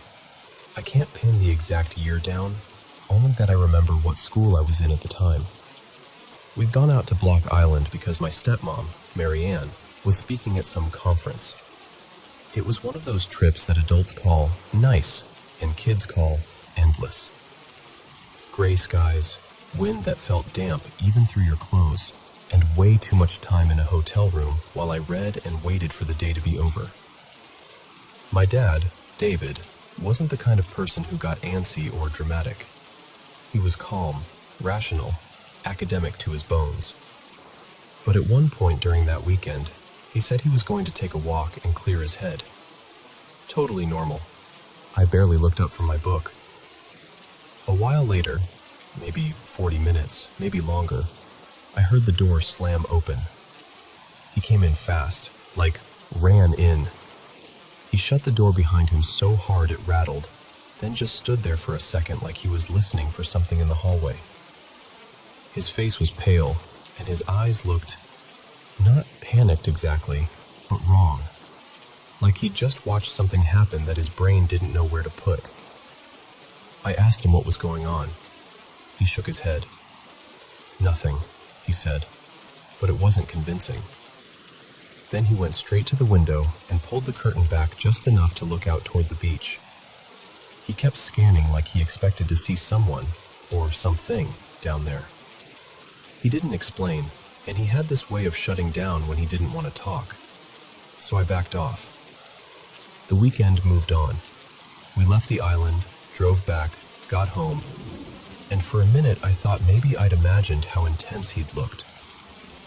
But then, days later, when we were safe at home, he sat Mary Ann and me down at the kitchen table. He said, "Okay, I need to tell you something, and I didn't want to say a word until we were off that island." And that's how I knew it was real. Because my dad didn't do spooky stories. He didn't play things up. If anything, he downplayed everything. So when he told us he'd been freaked out, I felt my stomach drop.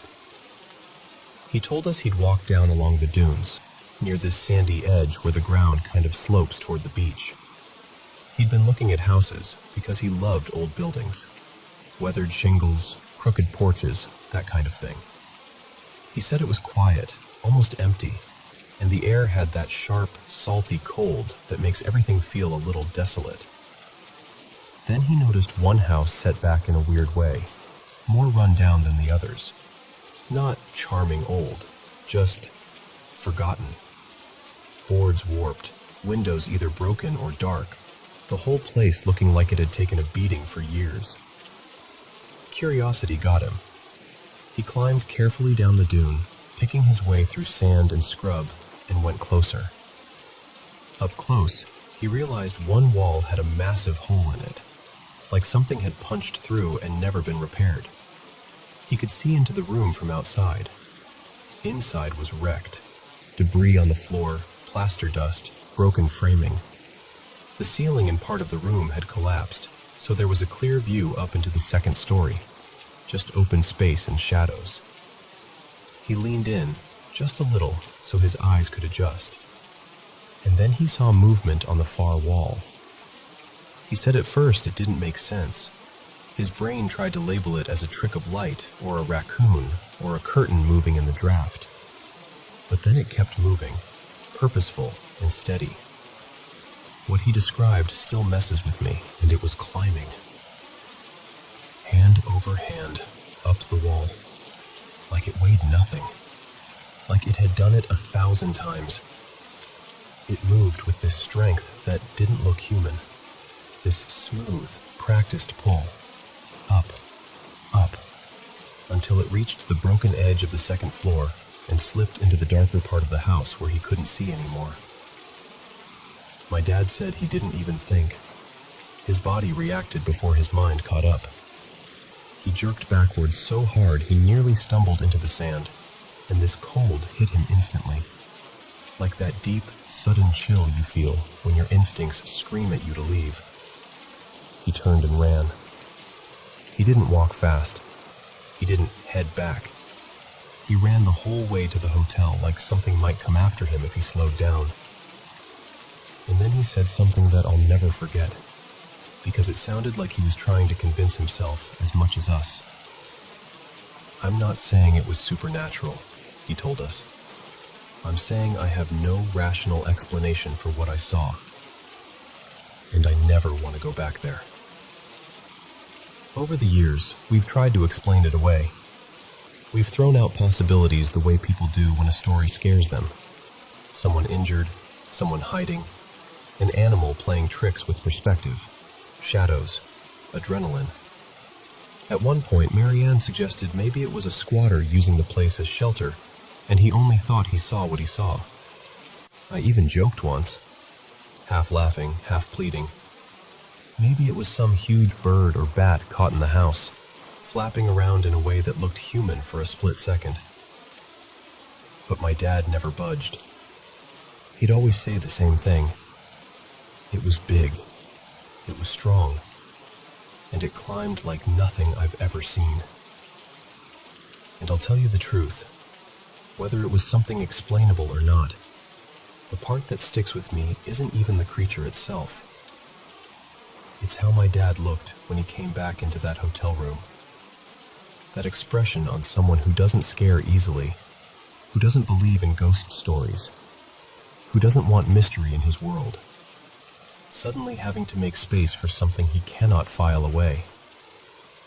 And if I'm being honest, the whole island already felt off to me that weekend. Not in a dramatic way, just in that quiet, uneasy way, like the air itself had a mood. Maybe that's memory coloring itself after the fact. Maybe I'm attaching meaning to the weather and the boredom and the weird tension I didn't understand at the time.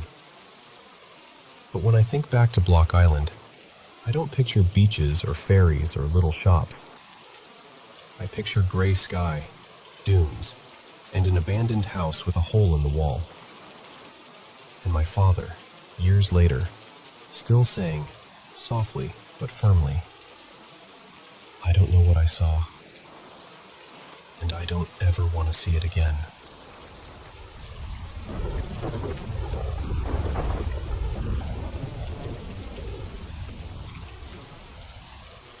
So this all really kicked off after I got into it at home and ended up staying with my grandma. I'm 16, and I'm still dealing with this stuff now. We live out on the res, and I know people will have opinions about that, but I'm just telling you straight. The vibe out here can get weird in a way that's hard to explain unless you felt it. At first, it was little things that didn't feel little. Footsteps on the roof, knocks inside the walls, like somebody testing the house.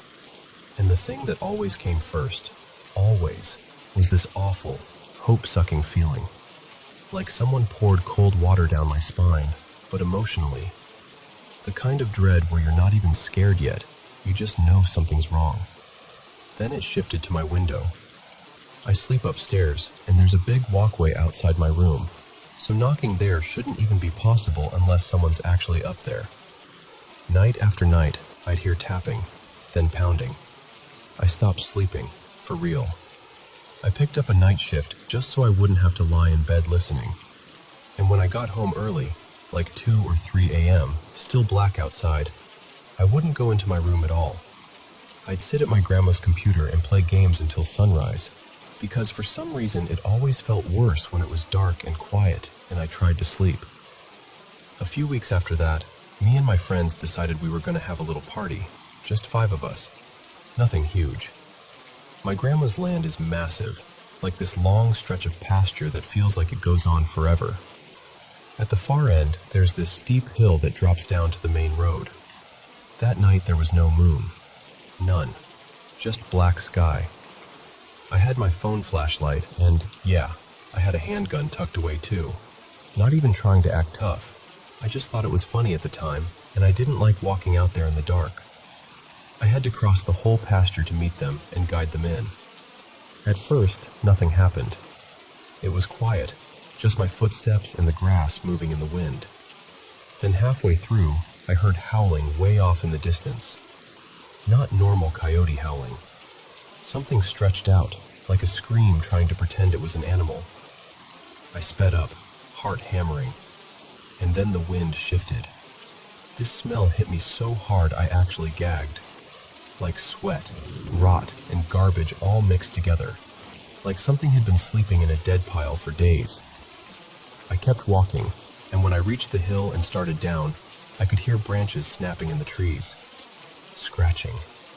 Then, gravel crunching behind me, like someone else was walking down the slope too.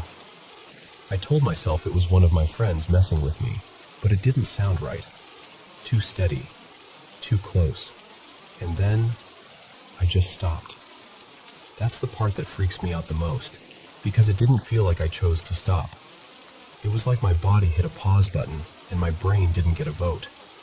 The crunching behind me stopped too, right behind me. I turned around, and I saw it. A tall, skinny figure, darker than the night around it, like it was made out of shadow instead of skin.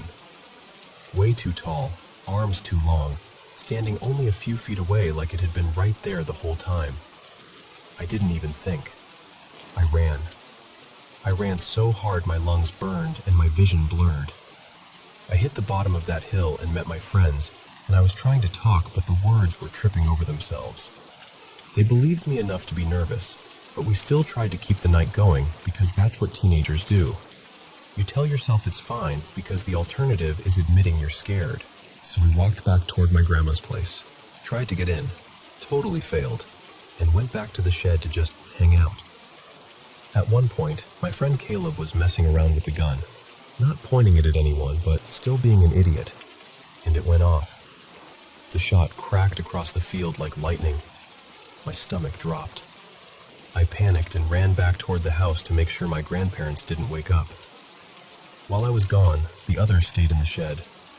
And here's what they told me when I came back, and I still get chills thinking about it. They said they started hearing knocking, not on the shed, but like on the outside walls, moving around, like something circling them. and then they heard my voice from outside. Calm, like normal me, saying, "Come out, I want to show you something." They were about to crawl out too, because they thought it was me messing with them. Then I came walking up from the direction of the house. They were furious at first, like, "Why would you do that?" And I was like, "I didn't. That wasn't me." And the second they realized I wasn't lying, the whole group just went quiet. Like everyone's brain finally agreed, whatever that was, it can copy. We waited until morning and got out of there. After that, the weird stuff didn't stop. It just changed forms. One night I was outside having a smoke, trying to calm down, and I heard whistling in the trees. But not like a person whistling a tune. It sounded like something slicing through the air, like an arrow, but also kind of human and kind of animal. It didn't fit anything I knew. I searched and found nothing that matched. Then came the dreams. The first one, I crashed at my friend Rowan's place. We got way too high. I passed out, and then I woke up in a forest. Except it didn't feel like a normal dream forest. It felt too real, too sharp. I started walking, confused, and something ran past me so fast I barely caught it. But I saw enough. It was tall and thin and gray, like it hadn't eaten in months. The skin was stretched so tight you could see the shape of the bones underneath. Not like a horror movie monster, like something that should not exist. Something wrong on a level my brain didn't know how to handle. I snapped awake and I couldn't move. Full paralysis. I stared into the dark, terrified to even blink, and I didn't sleep again the rest of that night. Then later, me and my friends went to this park, Tekakwitha Park, and we were being stupid, like purposely taunting, saying things you don't say. And nothing really happened at first besides hearing what sounded like a little girl screaming far off. We were like, okay, creepy, but we kept walking. Then right as we're standing by the truck about to leave, we hear this screech. Not animal, not human.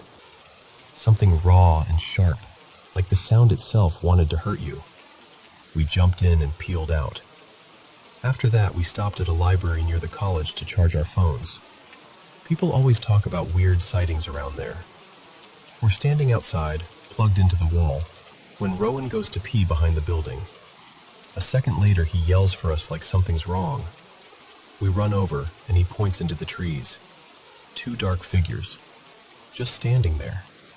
Too tall, too still. We bolted back to the truck, and as we ran, I heard hissing behind us in the brush, like something mad that we noticed it. We got out of there. And the last big thing was camping. We went out to this place called Sika Hollow. Everybody has stories about it. Big forest, heavy energy, the kind of place where you feel watched even in daylight. On the drive there, my friend Mason had this little cross necklace. When we got there, it was gone. Just missing. We tore the truck apart, searched the ground. Nothing. It was dark while we were setting up. We heard coyotes in the distance and shrugged it off. Then we heard something else, like laughing mixed with screaming, mixed with howling. The kind of sound that makes your whole body tense up. We got into the tent, tried to act chill. Then Mason noticed this bump in the side of the tent, like something leaned on it from outside. He pushed back with his hand, just joking at first, and then he stopped smiling because he realized it wasn't the tent flexing. Something was pushing back. We got quiet, laid down anyway, pretending we could just sleep and ignore it. Then we heard leaves crunching outside. Slow steps, that same weird whistling in the trees, and out of nowhere, a huge gust of wind slammed into the tent like it was trying to fold it in half. The whole thing collapsed sideways, like the air itself wanted us out. The tarp ripped loose and flapped away, and suddenly we could see the dark sky through the mesh like we were sitting in the open. Our truck battery had died earlier while we were setting up, so leaving wasn't even an option. We did the only dumb thing we could think of. We smoked a bunch, tried to knock ourselves out, and eventually passed out. And then I had the second dream, or whatever it was. I was half awake, half asleep. I heard something outside the tent and pulled my blanket over my head like that would save me. And then I felt it. That same draining feeling, but 100 times worse. Like something was prying at my soul, peeling hope off me layer by layer. I felt this horrible certainty that I was alone. Not just no one can help me, but like spiritually alone. Like there was no God nearby, no protection, nothing. Just me and whatever was outside. Then I heard the tent zipper move, and I realized I couldn't move. I tried to call out for Mason. All I could do was make these weak sounds. And I heard a voice snap back, angry, like, "What?" But it wasn't coming from inside the tent. Then something grabbed my leg. Not hard, almost gentle, and started pulling. I woke up. I was still paralyzed for a second, then slowly I could move again. I woke everyone up, told them what happened, and they were pale and quiet, like they already knew something was wrong but didn't want to admit it. We waited out the rest of the night. When morning finally hit, we threw everything into the truck, and thank God the battery decided to work. As we were driving away, Mason told me he looked at his phone when I woke everyone up. It was 3 a.m., and he didn't tell us at the time because he didn't want us to panic. Honestly, I get it. But that's the thing. So much of this happens around that hour, and every time, it starts the same way, with that sinking, hope-draining feeling, like something is getting close, and letting me know it wants me to feel it.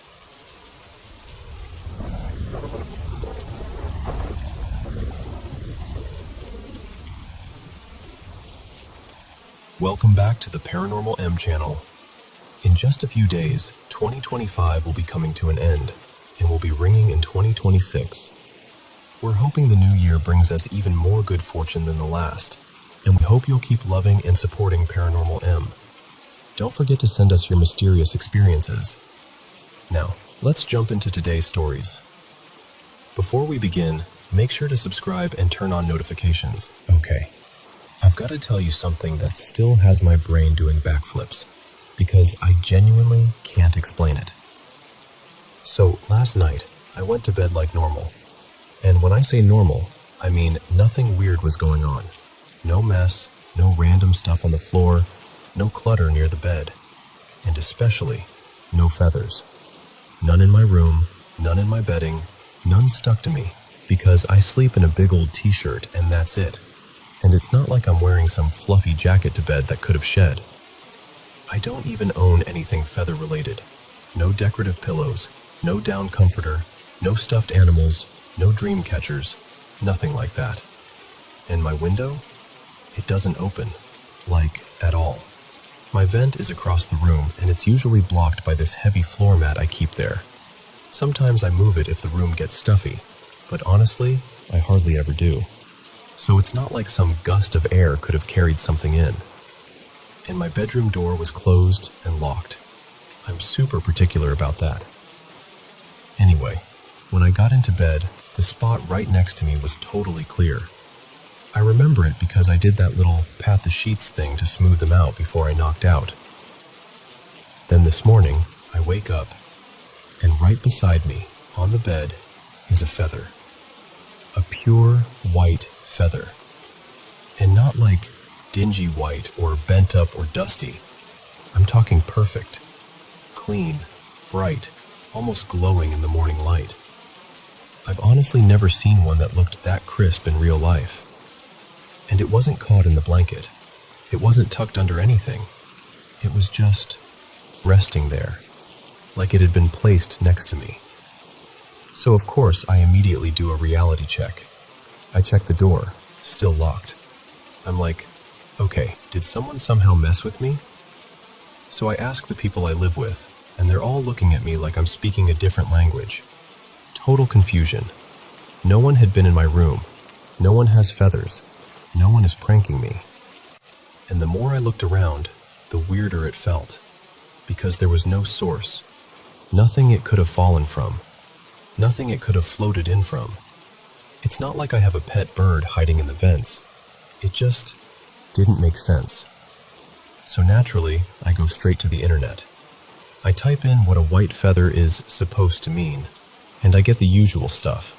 Comfort, protection, peace, like someone's watching over you, clarity when you're stressed, even fresh beginnings, which, honestly, that phrase alone made me pause. But then I clicked into a thread online, and that's where I got goosebumps, because there were so many people describing almost the exact same thing. Waking up to a single white feather where there shouldn't have been one. No explanation. Same vibe of, it felt intentional. And a lot of them were convinced it had something to do with spirits, fate, the afterlife. Something hovering just outside what we can prove. Which brings me to the part that makes me feel like I'm admitting something out loud. I've done a bunch of spirit board sessions in the past. Like, enough that I'm not even new to weird moments. I've had situations where small objects shifted in ways I couldn't explain, and I've always filed it away as, okay, that was odd, and moved on. But this feather? This one got under my skin in a totally different way. Because it wasn't just strange, it was clean, specific, and in a room where it basically had zero right to exist. And I'm not scared. I'm honestly not. I'm more fascinated. Like my curiosity is louder than any fear. It just feels significant, like I was meant to notice it. So I'm asking you, have you ever had something like this happen? Waking up to something that wasn't there the night before, with no physical way it could have appeared? Or am I missing some super obvious explanation that my brain is just refusing to see? Because right now, I'm stuck between the universe is sending me a little message and, okay, how did this physically happen? And I cannot land on either one.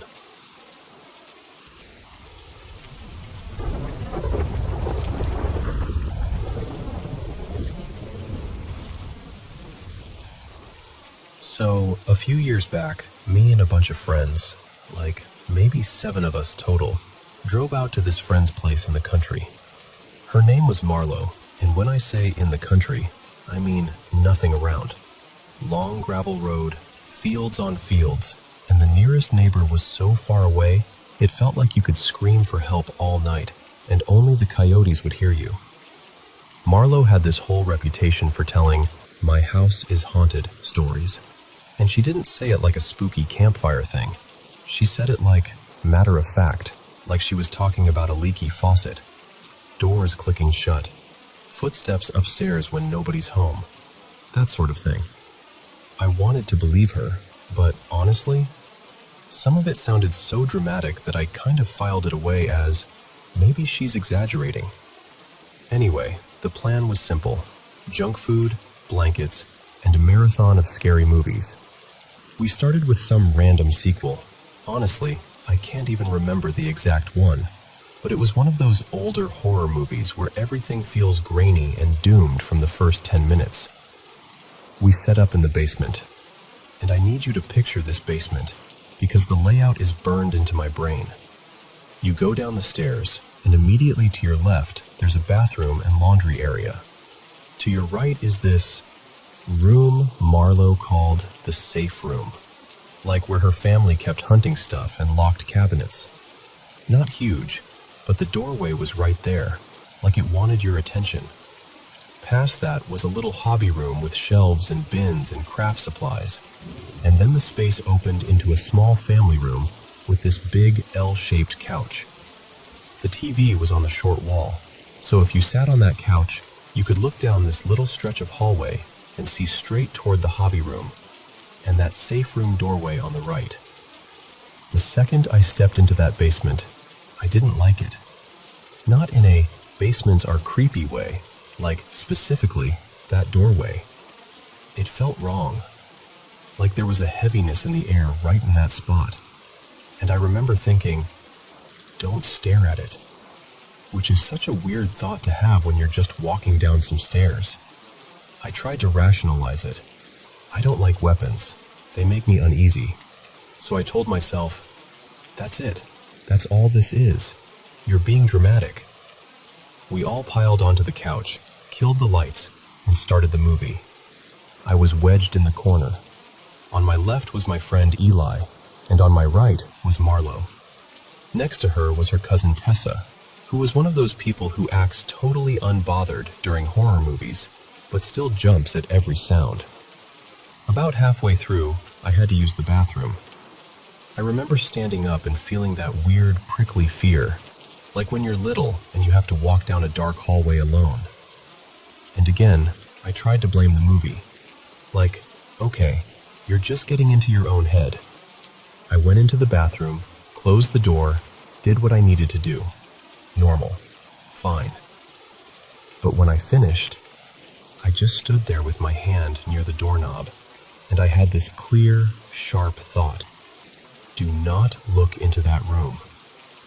Like it wasn't even my own voice. It felt like a warning that landed inside my brain fully formed. And suddenly, I didn't want to open the bathroom door at all. My heart was beating so hard it felt stupid. I remember thinking, what are you doing? Everyone you know is literally 10 feet away. So I forced myself to open the door. And I'm not kidding, I kept my chin tucked to my chest. I stared at the floor like it was the most interesting carpet in the world.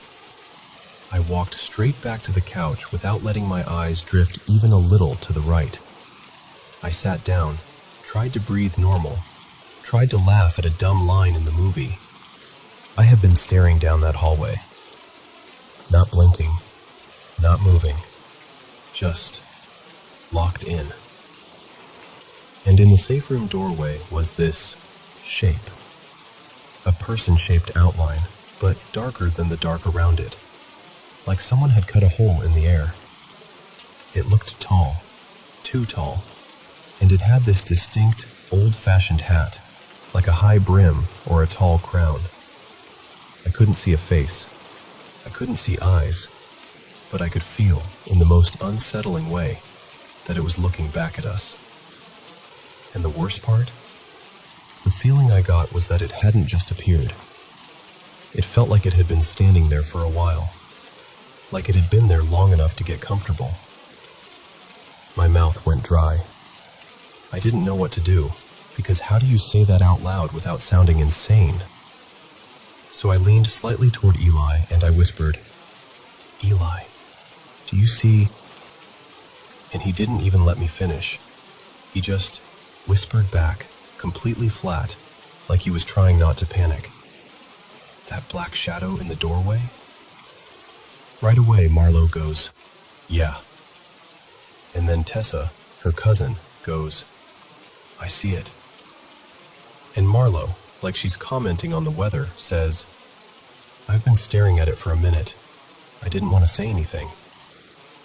So now it's 4 of us. 4 people seeing the same thing. And I swear, the moment we all acknowledged it, like the moment we put words to it, the rest of our friends suddenly popped up like the spell broke. Someone turned on the lights. Everyone started talking at once. They thought we were doing a bit, like we were trying to prank them mid-movie. A couple of them marched right over to the doorway, all brave and loud, and stepped into the safe room. They started tossing out theories immediately. It's a shadow from the TV. It's your eyes adjusting. You guys are messing with us. And I just sat there frozen, because the only thing I knew for sure was this. I had been trying all night not to look at that doorway, and somehow, it still got me to look anyway.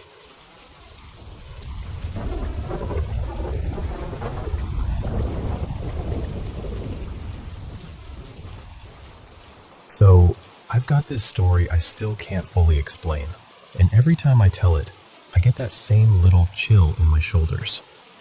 It starts when I was about 5. I'm outside on the footpath with my cousins. Just that kind of loud, scrappy kid energy.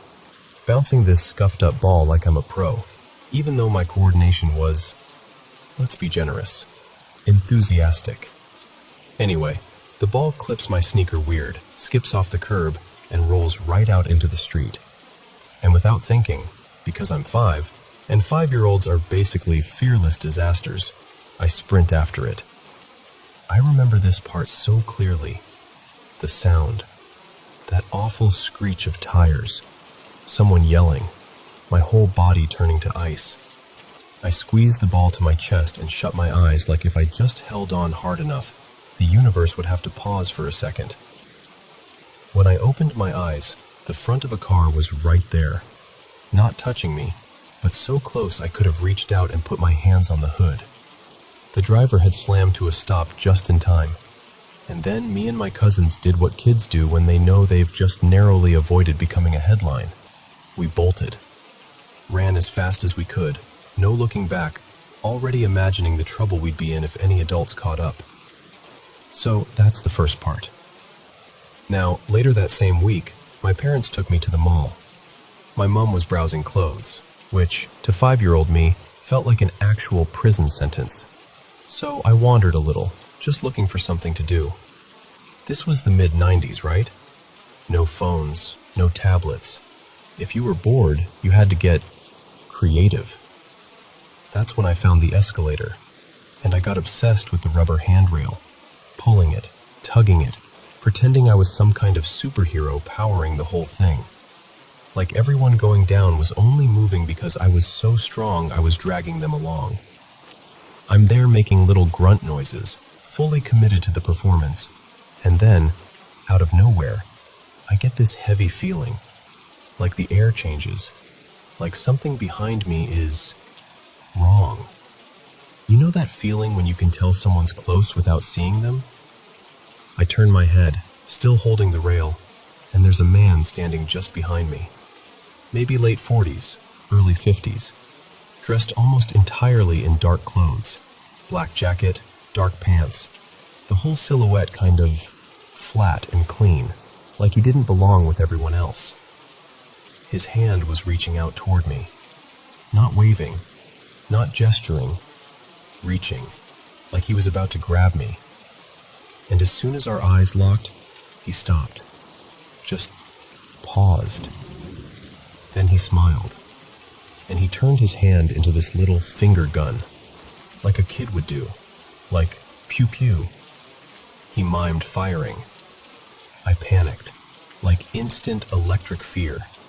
I yanked my eyes away, scanning for my parents, heart pounding, and when I looked back, he was gone. Not walking away, not blending into a crowd, just gone. I ran to my parents and tried to explain, but you know how that goes when you're 5. My mom didn't think I was in danger. She was more focused on the fact I'd been mucking around, so she scolded me and basically made me stay close after that. I tried to forget it. Here's where it gets weird. About 10 years later, I'm 15. Same mall, different day, just with my mom again. This time we're shopping for sneakers, and I'm doing that teenager thing where you're physically present, but spiritually somewhere else. And suddenly, out of nowhere, I get that same feeling. That exact same something behind me isn't right feeling. I turn around, and there he is. Same man, same dark outfit, same face. Only difference is I'm taller now. I'm bigger. I'm not 5. And somehow that makes it more unsettling, because I'm realizing this isn't just a creepy kid memory. This is happening again. He's close. Close enough that his hand comes up like he's about to touch my shoulder. I lock eyes with him, and it's like he recognizes me instantly. Then he smiles again, and he does the same thing. Finger gun, mimes firing. This time I don't scream or run. I just freeze. Like my brain short circuits because my body is already replaying the escalator moment from when I was little. I glance at my mom. She's still focused on the shoes, totally unaware. Then I look back. Gone. Again. Now, One extra detail I've never known what to do with. Earlier that same year, I had a really close call. I choked badly while laughing at something on TV, like properly, genuinely choking. It took a scary amount of time to get it out, and for a moment it felt like I might actually pass out. So, yeah. Sometimes I wonder if that guy in black was death. Like he was saying, not today, but I'm keeping an eye on you. Like the finger gun thing was his weird little signature. I almost got you. And one day, I will. And other times I'm like, maybe it's just a guy who somehow looks identical a decade later and decided to commit to the longest, strangest prank of all time. Either way, I can't shake how specific it felt. That identical moment. That identical gesture. And honestly, the worst part isn't even what he did. It's the way my body knew he was there before my eyes did.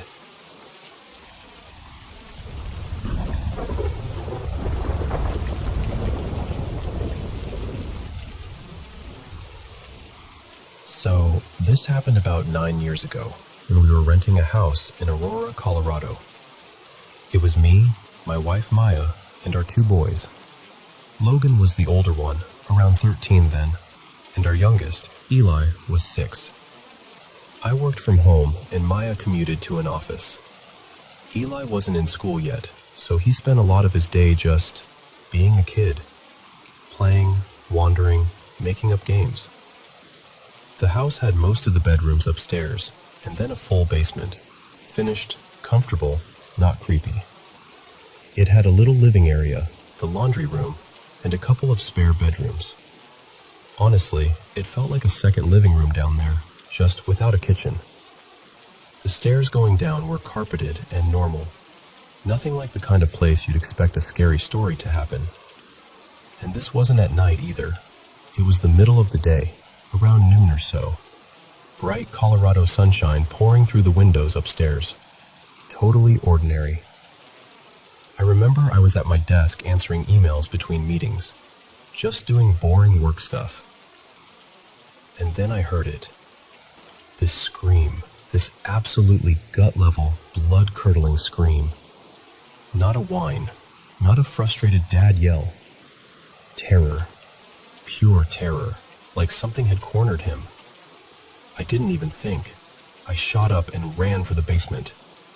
My brain was already doing that awful parent math, falling, hitting his head, getting trapped, something sharp, because it was so out of nowhere and so intense. I took the stairs 2 at a time and hit the bottom, and the first thing I see is Eli running straight at me. He was wide-eyed, pale, shaking, just booking it like the floor behind him was on fire. I grabbed him and immediately started checking him. Arms, face, head, everything. But he seemed physically fine. No blood, no limping, no bruises forming. I asked, Eli, what happened? What is it? And he looks past me, past my shoulder, like he's still watching something.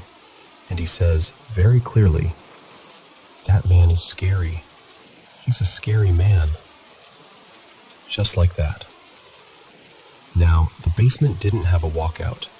There was no back door down there, no outside entrance. The only way in or out was the stairs I'd just run down. And I remember having this immediate, almost reflexive adult response. Like, okay, he imagined something. Kids do that. I tried to calm my voice, tried to tell myself it was just kid stuff, even while I was still holding him. And then, right behind me, on the staircase, I heard footsteps. Not creaks, not a soft shuffle.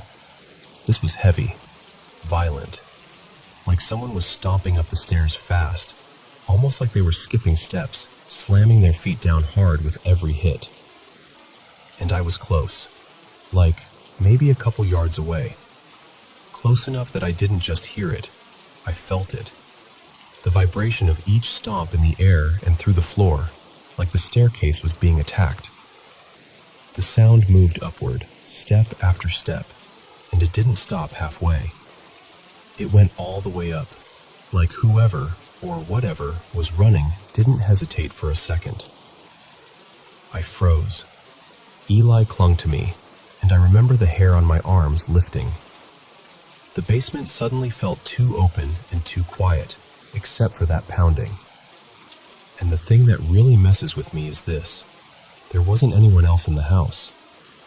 No guests, no delivery person, no neighbor wandering in. Nothing. And Maya was at work. Logan was upstairs doing his own thing and hadn't even come down yet. It was just me and my little kid in the basement. And those footsteps, those stomping, rushing footsteps, happened right as Eli reached me.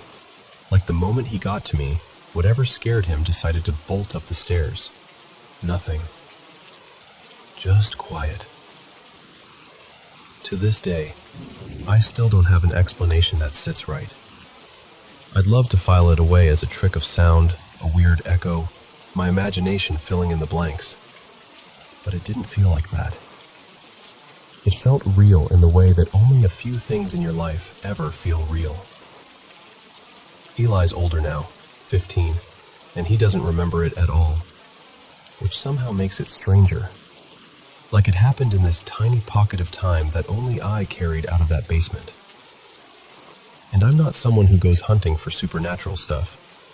I'm usually the guy who shrugs and says, there's probably a rational explanation. But that day, on a bright, sunny afternoon in a perfectly normal house, something happened that still gives me chills if I let myself picture it too clearly. Because I can still hear those footsteps. And I can still see my kid's face when he said, "That man is scary."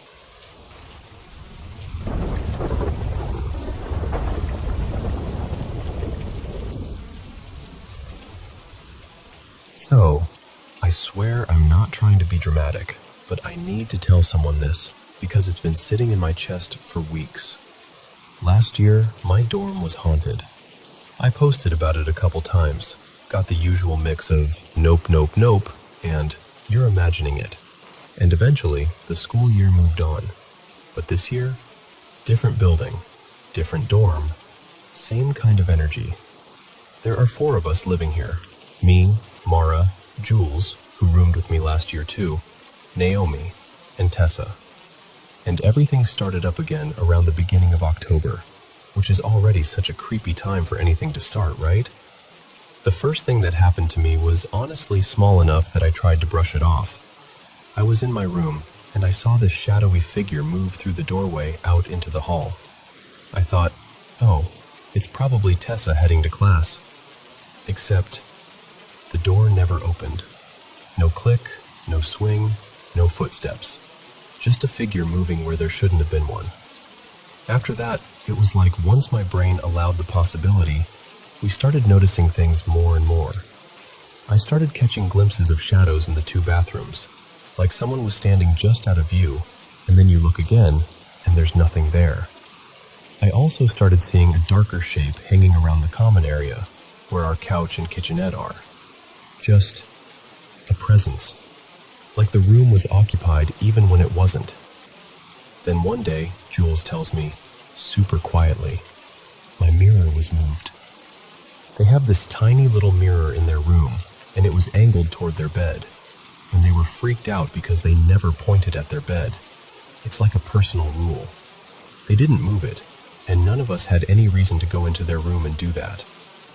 Now here's the thing. Jules and I have always been the sensitive ones, I guess. Like, we're the ones who actually see things. Naomi doesn't really see stuff, but Naomi gets feelings. Strong ones. Like walking into an area and instantly knowing, no, not here. And our dorm is kind of split. There are 2 entry doors, one on my side and one on the side where Jules and Naomi's rooms are. The door on Jules and Naomi's side started unlocking on its own, just randomly. No one outside, no one coming in, nothing. And that was when things started ramping up instead of fading away.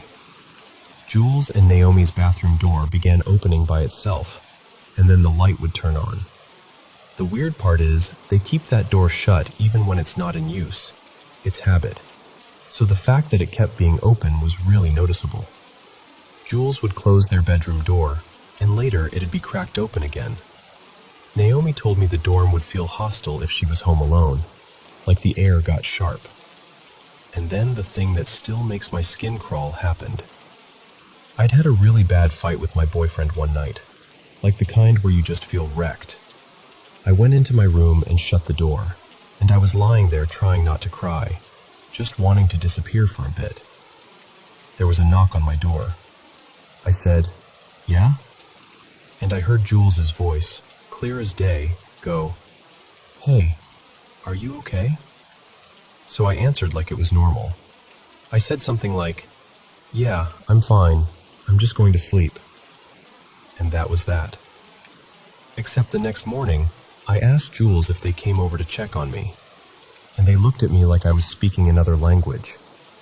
They said no, and not only that, they said they wouldn't have, because they know I like to be left alone when I'm upset.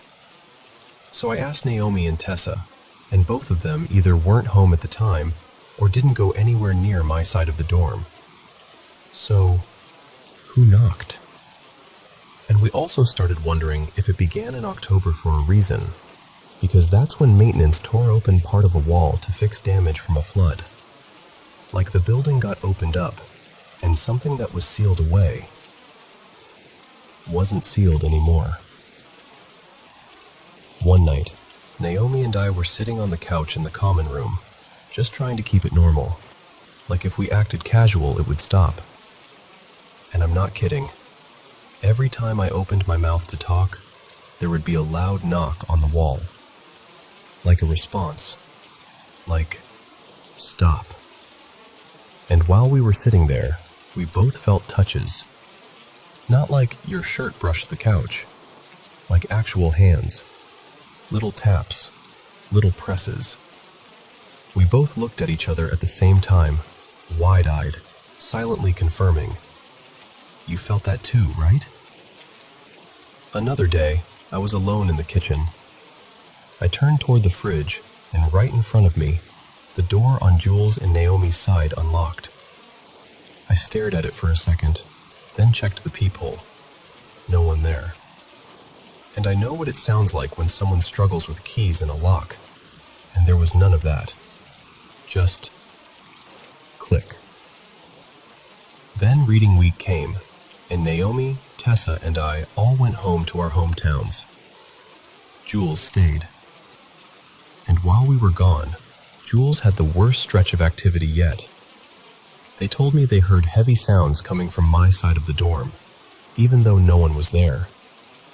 They heard scratching out in the common area. And then, this is the part that makes me laugh and want to cry at the same time. They heard noises coming from Naomi's room. Like bed springs squeaking, shifting, movement.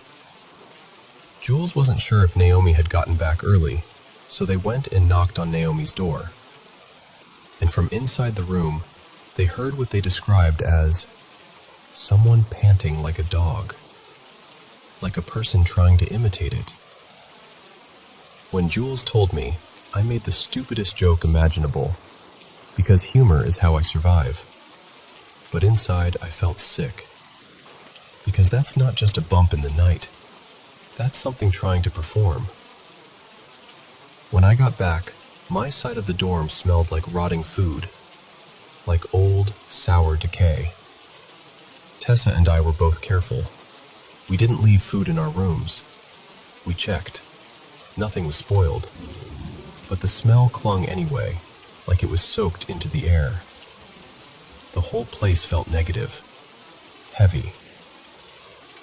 That night, Jules and I did cleanses. We used eggs, like the kind people do for clearing bad energy. And both of ours came back with these sharp spikes in the results, which, if you know, you know. It's not a cute little cleanse. It's a something's wrong kind of sign. That night, weirdly, Jules and I had almost no activity. Naomi, though? Naomi got slammed. Stuff moving around her room. Weird sounds. And at exactly 3 a.m., she heard that door on their side unlock again by itself.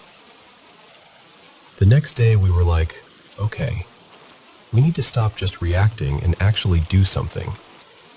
We made a spray with cedar, pine, rosemary, and cinnamon. Someone who's into spirit work told us those were good for protection. We bought protection candles. We got Palo Santo to burn. For a couple days, things calmed down enough that we could breathe. But we noticed something strange. If we tried spraying in a spot that made us uneasy, the spray bottle would clog. And yes, later we realized the cinnamon was part of the clogging issue. But it was still eerie how it only seemed to happen when we aimed at the places that felt wrong. Then the lights in Jules and Naomi's bathroom started flipping on again. Naomi started getting touched in her room again. Things shifting. That same, someone else is here feeling. And me? I mostly get the shadow figures, the cold little flashes in the corner of my eye, and the sudden vibes that make you freeze mid-step because your body knows before your brain does. Yesterday, we went out and got more candles and more Palo Santo. Naomi and I spent time with the candle, like actually sitting with it, focusing, trying to make the room feel like ours again. And we smoked our rooms. Jules wasn't home at the time. And now, the most recent stuff, like literally within the last day or so. My doorknob moved on its own. I felt a hand touch my butt as I walked into the common room, which sounds ridiculous to say out loud, but I'm being dead serious. More shadow figures. Naomi saw Jules's doorknob moving when Jules had already left for the day. And this morning, Jules woke up and found their phone under the bed, even though they left it on the desk. Their bedroom door was open too, after they closed it. So today, while Jules is out, I'm going to smoke their room as well. Because at this point, even if it doesn't fix everything, I need to feel like I'm doing something. And honestly, that's why I'm sharing. Not to convince anyone, not to start a panic, just because this is my life right now. And it's weird and exhausting and sometimes genuinely scary. And before anyone says it, Tessa is barely ever home. There is no way she's orchestrating anything. And she had her own weird experiences in a dorm last year too. If she's seeing anything this year, she hasn't told us. But I don't even blame her. Sometimes saying it out loud makes it feel more real. I want my dorm back. I want it to feel like a home again.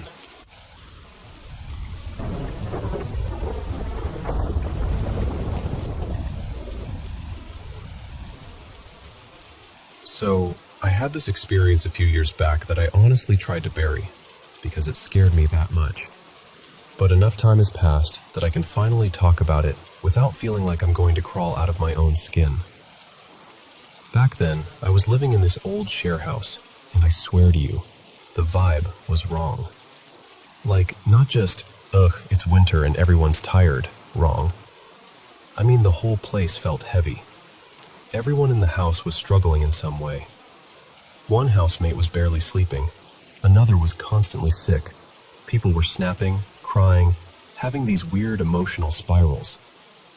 It felt like the house itself was pressing down on us. Anyway, the first thing happened really early one morning. One of those times when the sky is technically light, but it's still gray and washed out, like the sun hasn't decided whether it's showing up yet. I remember waking up in that half-asleep way where you're not fully in your body yet. And when I opened my eyes, I saw someone in my doorway. It looked like my housemate, Talia. Just her head and a bit of her shoulder, peeking around the frame like she was checking if I was awake. She wasn't smiling, wasn't speaking, just staring. And because we were close, my brain didn't go straight to fear.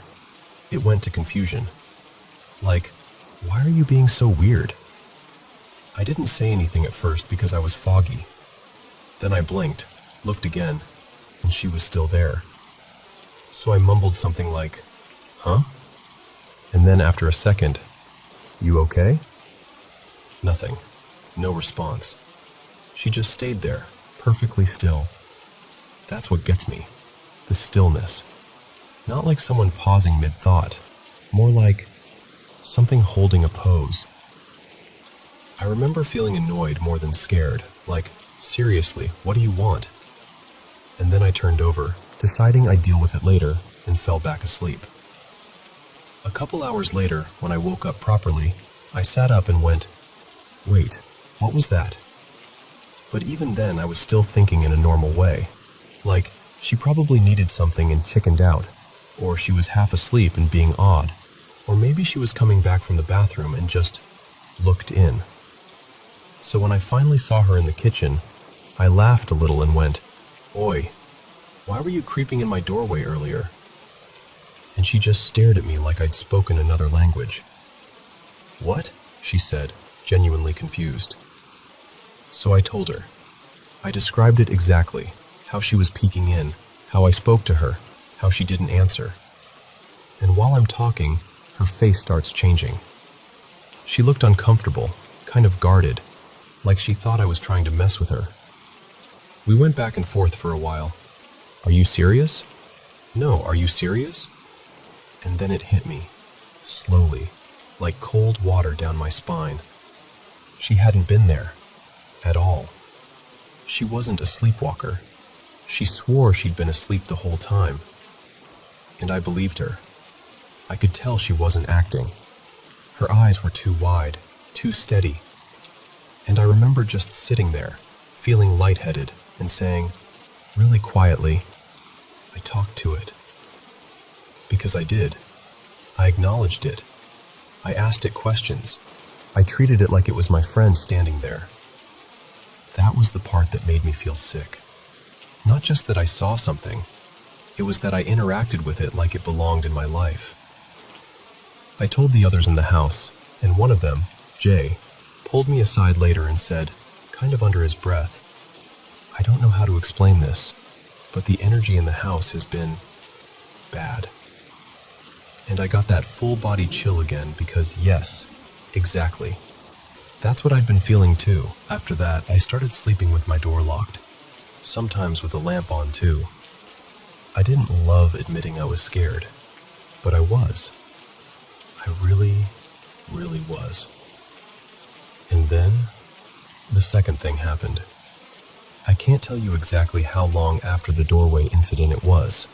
Weeks, maybe? A month? But it was late. Around 1 a.m. I know because I'd checked my phone.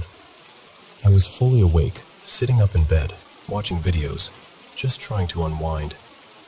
And I heard this sound outside my room. At first I thought someone was sick, like genuinely choking, or trying to breathe through a panic attack. It was this harsh, strained, monotonous noise, labored, ugly. It sounded like something struggling for air, like grunting, but also wetter? Not quite a cough, not quite a moan, just this awful, controlled rasping. And it wasn't faint, it was loud, like it was right there in the hallway, only a couple steps from my door. My stomach dropped. Immediately, I messaged the housemates in the rooms beside me. Are you okay? No reply. I listened for movement. Nothing. No doors. No footsteps. The house was still, except for that sound. So I called one of them. Twice. No answer.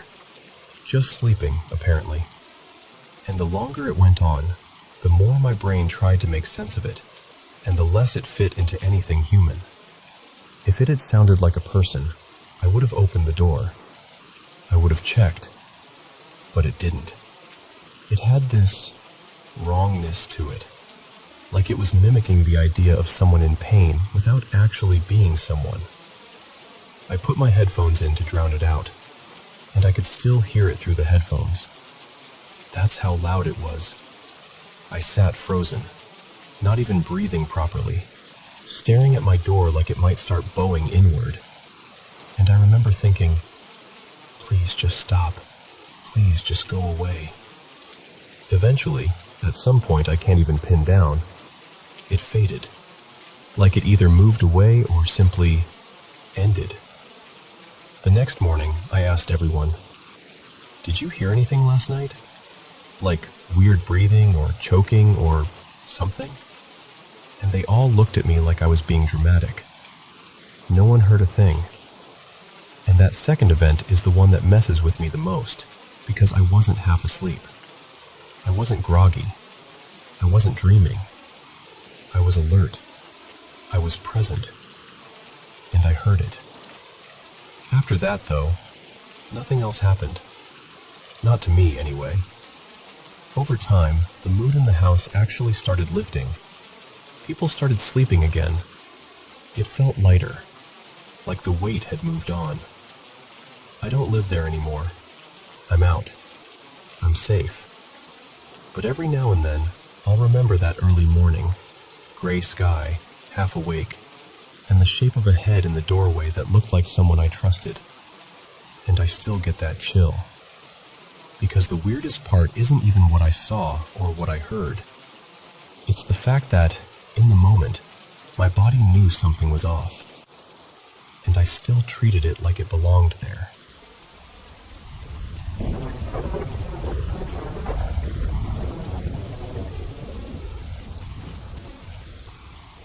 Hey, so I've been sitting on this for a while, and I still don't know what to make of it. I just want to tell it the way it happened, because honestly, it was one of the creepiest moments of my life. So this was maybe 8 or 9 months ago. I was home alone one evening, just pacing around my apartment and chatting with my boyfriend, Merrick, on the phone. Nothing unusual, normal conversation. And then, out of nowhere, this wave of weird anxiety hits me. Like that sudden drop in your stomach, the kind that makes you stop mid-step. The thing is, there was no reason for it. No bad news, no scary movie, nothing. And then I heard it. A single, loud meow. But not a real cat meow, no way. I have 4 cats, and I know every sound they make, from the tiny, feed me chirps to the dramatic, screaming for attention ones. This was different. It was low, flat, and wrong, like a person forcing the word meow out loud. Almost like someone trying to imitate a cat without even trying to sound convincing. It didn't echo like it came from the hallway, and it didn't sound muffled like it came through a wall. It sounded close, like it was just in the room. I froze, like fully froze. And I remember whispering something like, "Did you hear that?" Even though Merrick obviously couldn't. My brain was scrambling for explanations. One of the cats? A neighbor? The plumbing? But none of it fit, and the fear just kept climbing. And then I did the dumbest thing. I panicked so hard I accidentally hung up on him. I fumbled to call him right back, and when he picked up, instead of his voice, I heard this strange, mechanical sound coming through the receiver. Not static, more like a choppy, robotic garble, like the call was glitching in some really unnatural way. I know how that sounds. I know phones can bug out. I know coincidences happen. But in that moment, I was terrified. I couldn't make myself stay inside. I grabbed my keys and went outside, and I stayed out there for ages, pretending I was just getting air, when really, I was too scared to be alone in my own apartment. For a long time, I tried to talk myself out of it. I've dealt with auditory hallucinations before, and that's exactly what I told myself. Okay, you got anxious. Your brain did a thing. End of story. I wanted it to be that. I needed it to be that. But then, a few months later, I came back from school around early November, and my brother Philip casually dropped something that made my stomach go cold.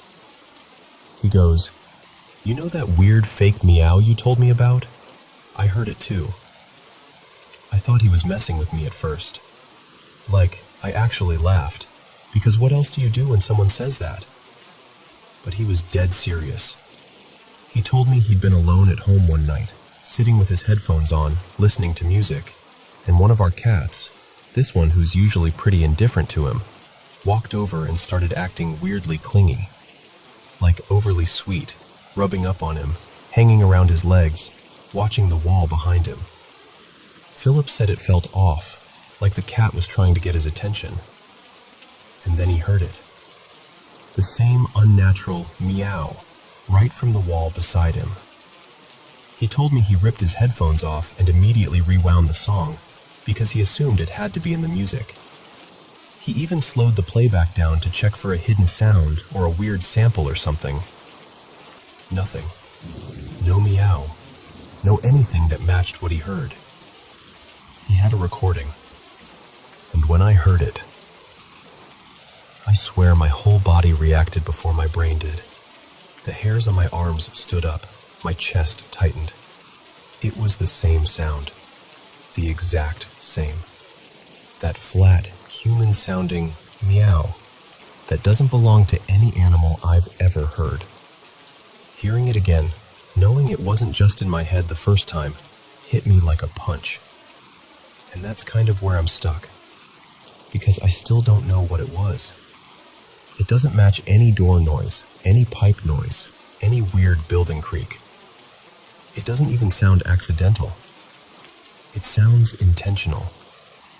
Like a person.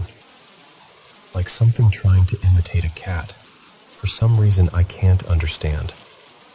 And maybe this part will make it sound even more dramatic, but I live in an old tenement building in southern Poland. It's the kind of place with thick walls, strange drafts, and that constant feeling that the building has seen too much. There are stories, nothing official, just things people say, about damage from decades ago, and an explosion nearby during the war era. And honestly, weird stuff has always happened here. Random objects falling when no one touches them. Sharp bangs that don't repeat. That heavy, prickly feeling you get in certain rooms at night. One of my aunts refuses to come over at all. She says she feels bad energy in the stairwell, and it makes her skin crawl. I used to roll my eyes at that. Now, I'm not so quick to joke about it. So yeah, that's it. 2 separate nights, 2 separate people. The same unnatural meow. And a recording that proves it's not just a memory playing tricks.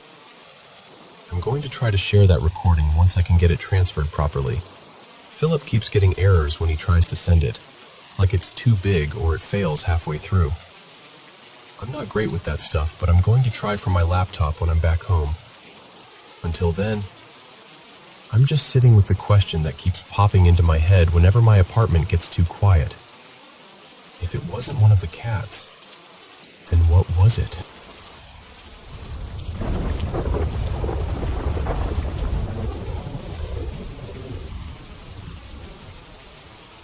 Okay, so let me tell you what happened, because I'm still trying to make my brain accept it as normal, and it just won't. So I left my place with my boyfriend, well, I'll call him Mateus, and we walked to his house the way we always do, talking non-stop the whole way. You know those conversations where you don't even notice you've arrived until you're already at the door? It was like that. When we got inside, we went straight to his room and sat on the edge of his bed, still chatting. His door was open, and the room wasn't using its own light, just this soft glow coming in from the hallway and living room area. Calm, regular, nothing creepy. And then, out of nowhere, we both just stopped talking. It wasn't like we got distracted. It was like someone turned the volume down on us, like the air got heavier for a second. And in that silence, I heard this quiet, close little shh. I didn't say anything at first because, this is embarrassing, but I'll be honest, I sometimes hear things, like little noises that my brain invents when I'm anxious or overtired. So my first instinct was, ignore it, don't feed it. But then something happened that I can't overthink away. A shadow, like a huge shadow, just slid across the room for maybe 2 seconds. Not a person-shaped shadow. Not like someone walked by the doorway. It was more like the whole room got dimmer, like something large blocked the light source, and it faded across everything in a kind of gradient.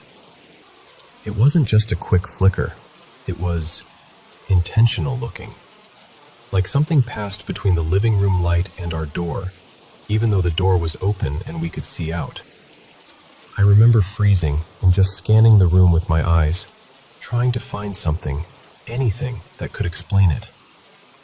Mateus noticed immediately that I'd gone tense, and he goes, really quietly, "Did you hear that shh?" And I just stared at him because, okay, that's already weird. So I said, "Yeah," but the shadow freaked me out more. And then he described the exact same shadow I'd just seen, without me giving him details first. That was the moment my stomach dropped, because if it was just me, he wouldn't have matched it so perfectly. So we did what you do when your brain is trying not to panic. We tried to be logical. We started listing explanations out loud like we were negotiating with reality. Maybe someone came in, but the doors were locked. Maybe someone walked through the living room and passed near the doorway, but the shadow didn't look like a person, and it would have had to be really close to the light to dim the room that much. We even went and checked. We looked around, listened, checked the hallway. His little brother, Davi, was in his room, and when we told him what we saw, he got wide-eyed and swore he hadn't stepped out at all. Like genuinely scared, not joking. Their mom was asleep in her room. The cats, usually the first ones to react to anything, were all curled up and dead asleep. And here's the detail that keeps bothering me. For the room to darken that much, even for 2 seconds, something big would have had to block a decent amount of light. It wasn't like a small shadow passing low on the floor. It dimmed the room almost completely, like the light got swallowed for a second and then returned. And the worst part is, this isn't the first time something about that place felt off to me. A while back, I didn't make a big deal about it. I told Mateus that sometimes, in that house, it felt like there was a presence. Not like I saw a person standing there, just that sense that you're not alone when you should be. I'd even had a couple dreams about it. But we brushed it off because I always joke that I'm not right in the head when I get too in my own thoughts. We laughed it off, moved on. Except now, he's been having horrible sleep ever since I mentioned it. He told me he'd been waking up unsettled, like his body panics before his brain fully wakes up. He doesn't remember the dreams clearly, but he remembers 2 images, a small child and a spider. And he remembers the feeling, like dread that doesn't have a source. So after the shadow thing, we were already on edge. But we still tried to act normal, because what else do you do? Eventually, we went outside to the terrace to bring in some secondhand stuff his mom had picked up earlier, like some furniture pieces and random household items. And while we were out there, we heard this sound. It was faint at first, and then it got clearer, and the closest way I can describe it is carousel music. Like that tinkly, childlike melody you'd hear from a toy or a little merry-go-round. But the weird thing was, it didn't feel like it came from one direction.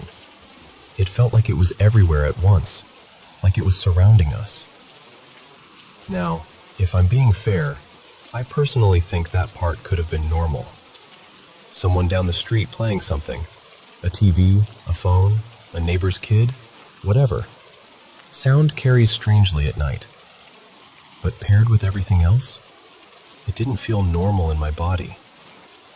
I got so scared my legs felt wrong, like they didn't want to move unless I stayed right beside Mateus. And even then, I kept feeling exposed, like if he stood on my right, then my left side felt vulnerable, like something could come from that side. And that's the part I can't explain to anyone without sounding dramatic, but it was real. It wasn't just fear in my head, It was fear in my skin. We're not super religious. We're both pretty agnostic, honestly. We're not the type to jump straight to ghosts or demons or anything like that. But after seeing the same shadow at the same time, hearing the same sound at the same time, it's shaken us. So I'm telling you because I don't know what to do with it. I don't know if there's a practical explanation we're missing, or if stress is syncing us up, or if houses can just feel wrong sometimes, and your brain fills in the blanks. But if you've ever experienced something like this, something shared, something that made you both go quiet at the exact same moment, I'd genuinely love to hear what helped you. Even if the advice is just, here's a logical thing to check, or here's how we calmed ourselves down afterward. Because right now, it feels like we opened a door by accident, and we don't know how to close it.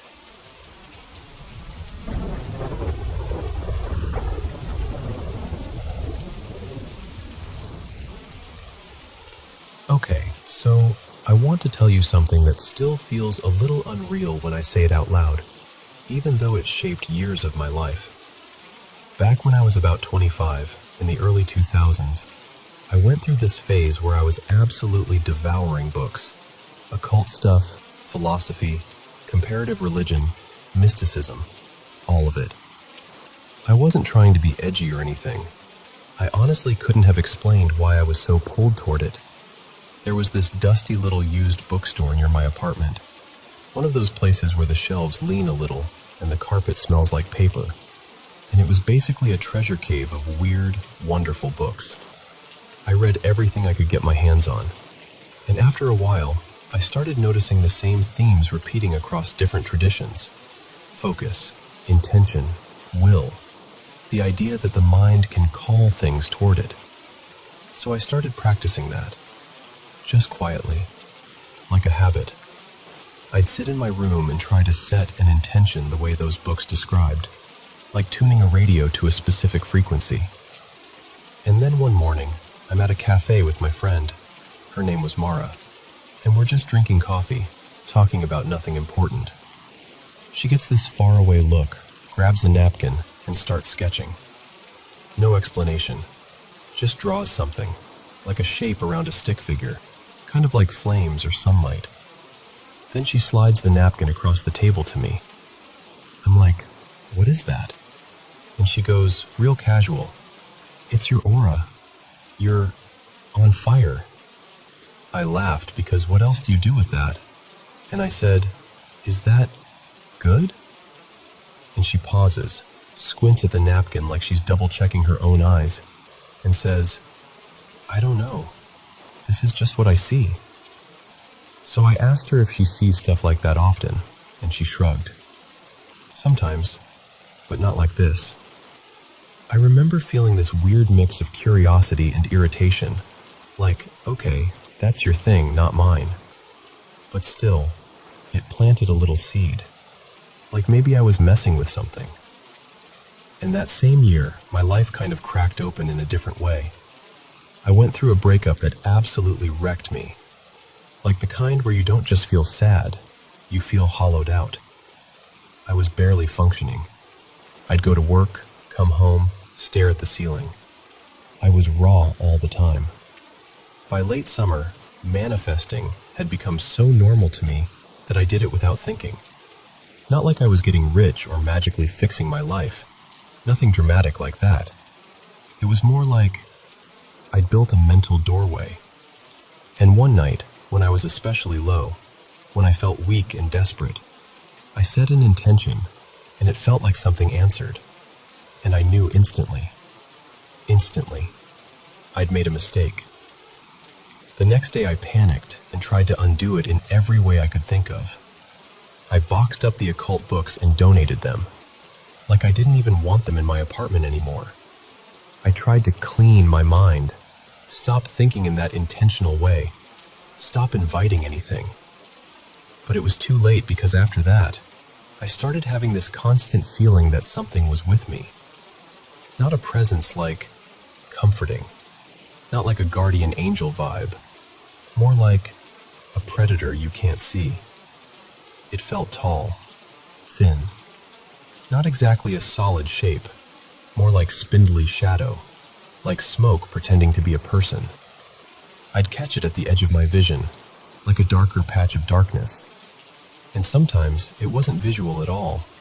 It was physical in a different way, like the sensation of it standing behind me while I was cooking, leaning in, hovering too close. I'd be chopping vegetables, and suddenly my skin would crawl like someone was inches from my neck. It eased up when I was outside, or around people. But that summer I was alone a lot, and I got used to living in this constant low-grade fight or flight, like my nervous system never fully unclenched. Spoiler, it wasn't important. It was just a door again. The dream journal worked too well. I started remembering dreams in insane detail. Then I started lucid dreaming, and after that, these out-of-body experiences started happening while I was falling asleep. And listen, people talk about lucid dreams and out-of-body stuff like it's some cool superpower. For me, it was terror. Because I learned fast that just because you're lucid doesn't mean you're in control. You can be awake in a dream and still be totally helpless. And that's where the entity showed up the clearest. 3 nights in a row, I'd be drifting off, eyes closed, and then, without warning, I'd have this sensation of separating from my body just slightly, like an inch, like my awareness lifted off my skin. And in that state, it's hard to explain, but it's like you don't have eyelids. You can't blink or shut anything out. You're just seeing. And I saw it above me. This pitch-black thing, almost shiny, forming out of these strands, like threads of shadow gathering themselves into a shape. Not tentacles, not really. More like fibers twisting together, becoming denser. And the second I recognized it, I would slam straight into sleep paralysis, like it was the next step in the sequence. Night 1, same pattern. Night 2, same. Night 3, I dreaded bedtime. I was working 2 part-time jobs and taking morning classes, so I couldn't avoid sleep forever, but I tried. I'd stay up until my eyes burned. But that 3rd night, right at the moment where it usually tipped into paralysis, something different happened. Something else came in. It felt smaller, brighter, not blinding, just clean, like a concentrated spark. And it rushed between me and that shadow thing, the way an animal darts in to protect its young. And the shadow thing, this is the part that still gives me chills. It didn't fight. It backed off, like it recognized a force it didn't want to deal with. And instead of locking into paralysis, I sank back into my body like dropping into warm water, and I slept deeply. I woke up the next morning feeling rested in a way I hadn't felt in months. Did the entity go away? No, but it stopped pressing in close after that, like it had learned a boundary. Years passed. The lucid dreams and out-of-body episodes eventually stopped. The sleep paralysis stayed because that's just my brain, apparently. And the shadow presence faded into the background of my life until I almost forgot it. Then I moved out of state for work, down near Louisiana, outside New Orleans. And one night, I want to say 2004, maybe later, I'm sleeping, and my partner at the time, Elena, shakes me awake. She's pale, whispering, and she says, "It's staring at you from the doorway." My stomach dropped so fast it was like missing a stair, because I hadn't told her. Not one word about any of this. I just lay there, frozen, listening to my heartbeat, pretending I didn't understand. The next morning she brought it up over breakfast like it was a normal topic, like, pass the eggs. She told me she can see demons and angels, and that her grandmother could too. And she was careful about it. She wasn't saying it in a strict church way, more like her family had this blended folk tradition. Some Christianity in there, some older practices, some things that maybe didn't even have a clean name in English. And she kept asking me why that one was following me. So I finally told her. The books, the intentions, the sleepless summer, the strands of black above me, all of it. And she got dead serious and said I needed to come meet her mom. Her mother, she said, had an old book, not a Bible, something else, and she wanted to do a ritual to cut the thing loose. And I said no, and Elena did not appreciate that. Let's just say I became single again pretty quickly. More years passed. Life hit hard in other ways. Some genuinely traumatic stuff happened. I fell into a deep depression. Eventually, I moved back to the Midwest and started seeking again, but not in that I read a weird book and now I'm powerful way. More like I was looking for a reason to stay alive. And through this weird chain of coincidences, one of those sequences where every step feels accidental until you look back, I ended up in Ontario, participating in this intense retreat hosted by an Indigenous community. It was based on coming-of-age ceremonies, a full week, fasting, physical challenges, purification rituals. The whole thing was structured and supervised, not some random self-help wilderness cosplay. It was grueling. It cracked me open. By the end, there was a sweat lodge ceremony and then a feast, and I was all in. Mentally, spiritually, emotionally. I was wrecked by the time it was over, like shaken to my bones. When I came out of the sweat lodge, an elder, his name was Thomas, I think, put a hand on my shoulder and guided me to sit down, just right there on a rock. He handed me water, and he asked gently, "How do you feel?" And I remember laughing weakly and saying, "I think I almost died in there." And he nodded like I'd commented on the weather. "Yeah, I think you did too." Then he said, "You're weak right now. That's why you need to sit and rest." And he paused, like he was listening to something I couldn't hear. Then he said, very calmly, "There was something feeding on you. Been with you a long time." My throat went dry. He kept going. "That's why you feel heavy. That's why you feel tired." And then he looked at me and said, "But you're lighter now. It's gone." And he made this motion with his hand, like a bird lifting off and flying away. He said, "That's why we call on the spirits of our grandfathers, to watch us, to protect us." A few minutes later, he checked in again. "You feeling better?" I nodded, still stunned. And then he smiled, this warm, ordinary smile, like bringing me back to earth. "Good," he said. "Let's go eat." And here's the thing. I did feel lighter. Not metaphorically, not like a mood shift, like something unclenched inside me that I didn't realize had been clenched for years. And from that point on, that shadow feeling, that sense of something lingering at the edge of my life, was just gone. That retreat kicked off a kind of spiritual awakening for me, but it didn't turn me into some guru.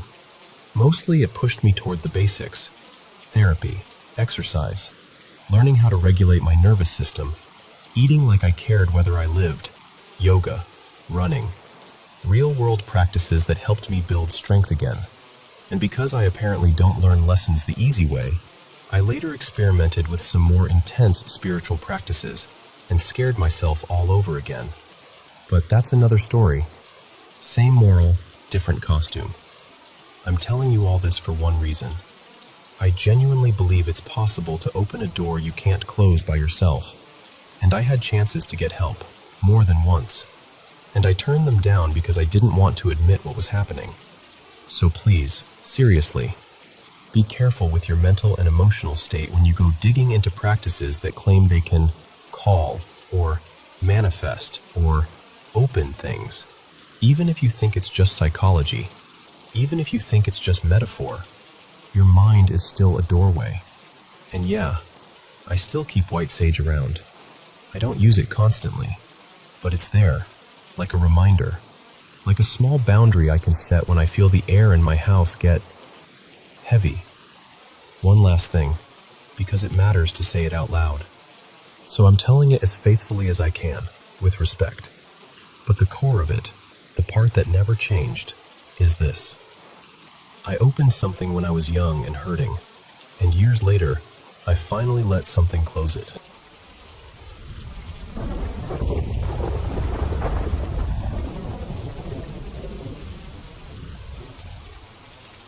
So I had this experience a few weeks ago that still makes my stomach flip when I think about it. And I keep going back and forth on what it actually was. Sleep paralysis? Or something I genuinely can't explain. I was up in Washington State for my friend Tessa's birthday. She just turned 32. And a bunch of us decided to stay at this older boutique hotel that people locally swear is haunted. It's one of those places that leans into its history.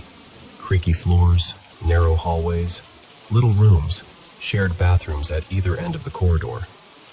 And honestly, during the day it's kind of charming. Cozy even. The whole place is packed with antiques, ornate mirrors, old framed portraits, heavy velvet chairs. But at night, it's a different vibe. The same decor that feels cute in daylight starts to feel like it's watching you. Everyone else doubled up in rooms, but because of the numbers, I ended up alone.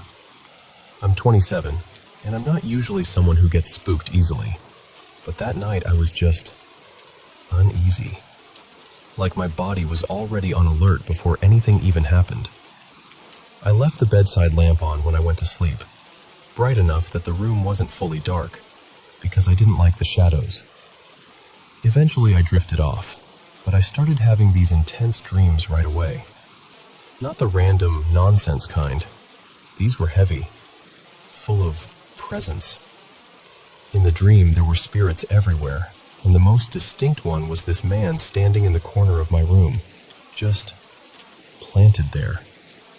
I remember realizing I was dreaming and trying to force myself awake, like when you're stuck in a nightmare and you're trying to yell, but you can only manage this weak, muffled sound. I could tell I was probably making some kind of real noise, like a moan, while still half asleep. Then I jolted awake, panicked, still lying on my left side. I was on the right side of the bed, facing the center of the room, and that's when I saw her. There was a woman lying in bed next to me, not sitting, not hovering, not standing by the door. Lying down like she belonged there, like she'd been there the whole time. She had light hair, sort of honey blonde, parted right down the middle, and these pale blue eyes that weren't looking at me. They were staring straight ahead, like she was focused on something beyond the wall. She looked maybe mid-40s, and something about her felt old-fashioned, like her whole presence belonged to another time. Her head was slightly propped up on the pillow, facing the same direction I was facing. And the thing is, the lamp was still on. The room was lit. I could see her clearly. She wasn't a shadow. She wasn't foggy. She wasn't in the corner, like some horror movie silhouette. She was right there, less than an arm's length away. The only strange thing, the only thing that made my brain scream, "This can't be real," was that she wasn't fully solid. She was translucent. Like I could still make out her features perfectly, but there was this faint bluish sheen through her, like moonlight on glass. Not scary in an aggressive way, more like unnatural, like looking at someone underwater. I just stared at her, completely frozen.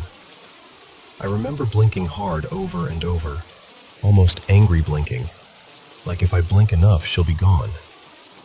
But at the same time, I was terrified that if I looked away for even a second, she'd turn her head and meet my eyes. I counted it in my head afterward, and I swear it was around 10 seconds, maybe 15, of me just locked on her. And then she vanished. No fade out, no movement, just gone, like someone erased her.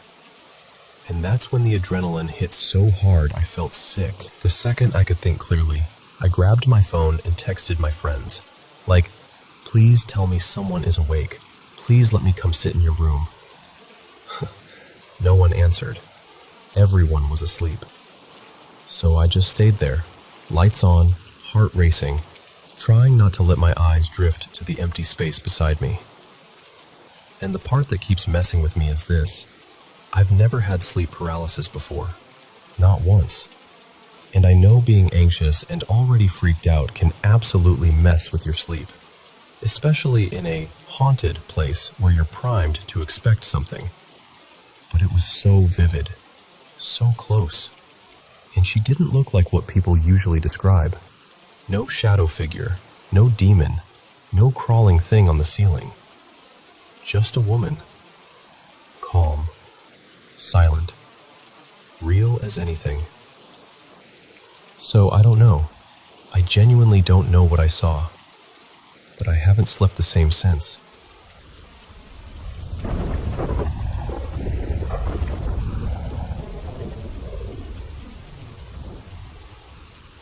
Hey, can I tell you something that still sits with me, even now? I was 13 when it happened. Because of some messy family stuff, a judge decided it would be best for me to live in a boarding school for a while. And not the cute, movie kind. This was a strict place run by nuns, and it was only girls. Some kids stayed there for years, some left when a relative finally stepped in, and some, honestly, just got stuck.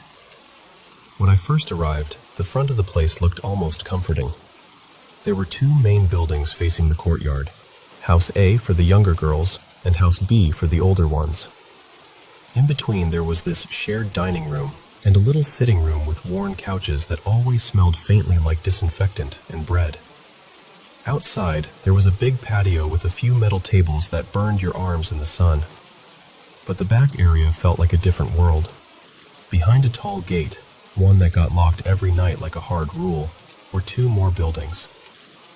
House C was mostly unused and kind of falling apart, like the place itself had given up on it.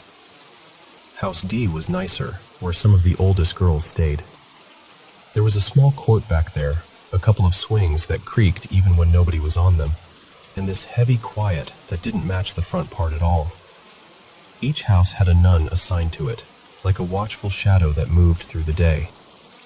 During daylight, the gate stayed open, and we all mixed in the common spaces. But at night, after evening prayers and lights out, the whole atmosphere changed.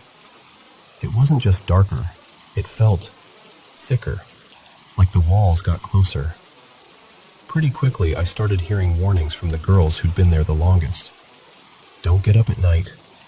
If you hear something, don't listen too hard.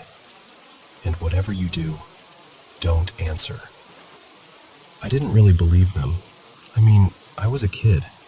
I was miserable and homesick, and all I wanted was my mom. I wasn't thinking about ghosts or whatever. Plus, some of the girls who had relatives nearby would get weekend visits or go out during holidays, so it wasn't like everyone treated the place like a horror story. I just thought the older girls were trying to scare the new ones. I slept in House B, the older girls' building in the front, and then summer came. A lot of the girls left to visit family. The whole place emptied out in a way that made every footstep louder.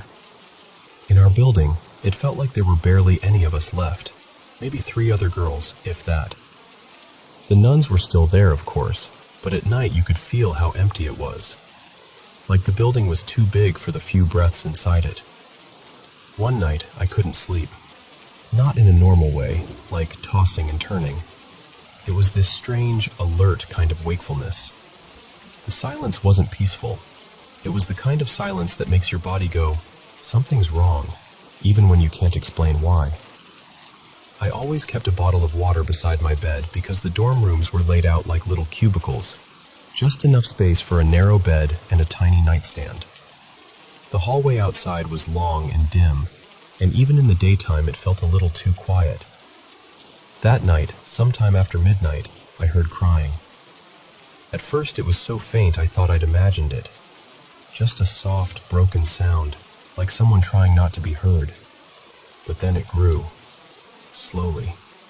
Like whoever it was couldn't hold it in anymore. It became heart-wrenching, the kind of sobbing that makes you feel embarrassed for listening because it sounds so private. And because the house was nearly empty, it echoed. Every little catch of breath, every shake in the voice, stretched down that hallway and bounced back. I remember sitting up in bed with my heart pounding, thinking, somebody's hurt. Somebody needs help. And then I did something I still don't fully understand. I got up. I opened the door just a crack and leaned into the hallway. It felt endless. One long corridor with doors on both sides, the front entrance far down one way, and at the very end, the last room where the crying was coming from. And then, that door opened. A girl stepped out. She was wearing the same kind of old-fashioned boarding school pajamas we'd been given. White fabric with tiny flowers.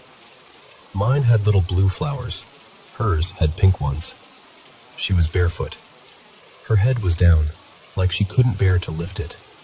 She moved, slowly, close to the walls, and she didn't look up once. Her hair was jet black, straight, and fell to about her shoulders. Her skin looked pale in the dim hallway light, almost like the light couldn't land on her properly. Her face was mostly hidden by her hair, so I couldn't really see her expression, but the sound of her crying was coming from her like it was pouring out of her chest. She walked past door after door, and then she came right in front of mine, right in front of me. I was standing there, frozen, holding my breath, with the bottle hidden behind my back like a child hiding a secret. I wanted to speak. I wanted to step forward. I wanted to offer the water, but I couldn't move. It wasn't like fear, exactly. Not the sharp, panicked kind. It was something else. A strange heaviness, like the air had turned to water and I was trying to push through it. And in that moment, what I felt wasn't terror. It was sadness. Like her suffering brushed up against me, and for a second I understood it without knowing anything about it. I remember thinking, she's not just crying, she's drowning in it. She kept walking, turned at the end of the hallway, and went back toward her room in the same slow path, as if she was trapped in a loop. And then she went back inside. The door shut. After a while, the crying stopped. I closed my door, quietly, and got back into bed, staring at the ceiling with my heart still pounding, trying to convince myself I'd just witnessed a girl having a breakdown, that it was real and explainable.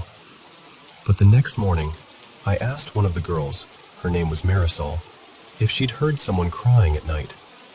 She looked at me like I'd just stepped on a grave, and she said, very quietly, "That room at the end? Nobody sleeps there." I told her what I saw, the pajamas, the hair, the way she walked. Marisol didn't argue with me. She just swallowed hard and said, "They don't put anyone there anymore. A girl died in that room a long time ago." Then she leaned in closer and added, like she was passing on a rule that mattered more than anything else in that place, "If you hear something at night, you stay in bed. You don't go out. You don't offer anything. You don't answer." That was the last time I ever got up after lights out. And I'm 33 now, and I still think about it sometimes, more than I want to admit. I still wonder, what would have happened if I'd stepped forward? If I'd brought the water out from behind my back? If I'd offered it?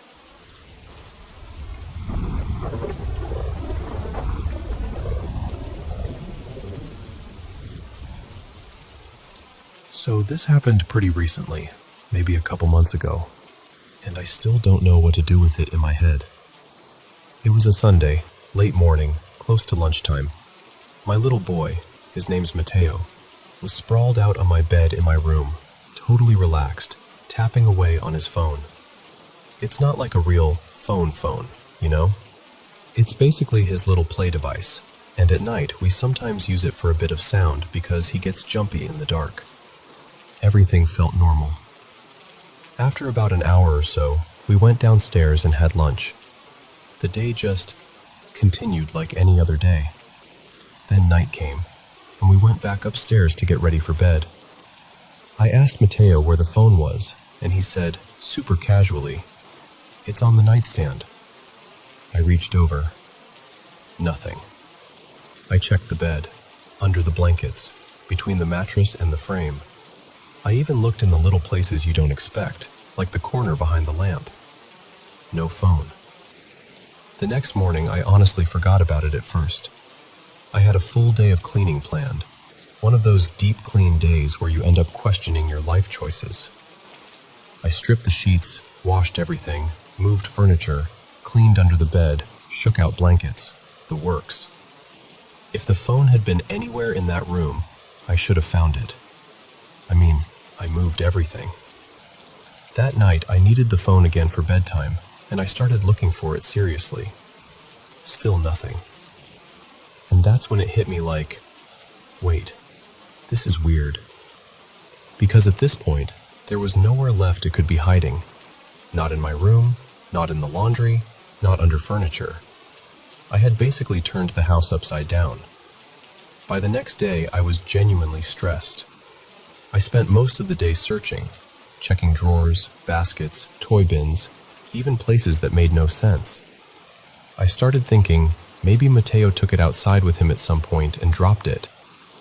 Maybe it slipped out somewhere and I just didn't notice. And honestly, with a heavy heart, I started accepting that it was gone. Then that night, we're doing bedtime again. Mateo's putting on his pajamas, and I'm doing my usual routine, straightening the pillow, pulling back the covers, getting the bed ready for him.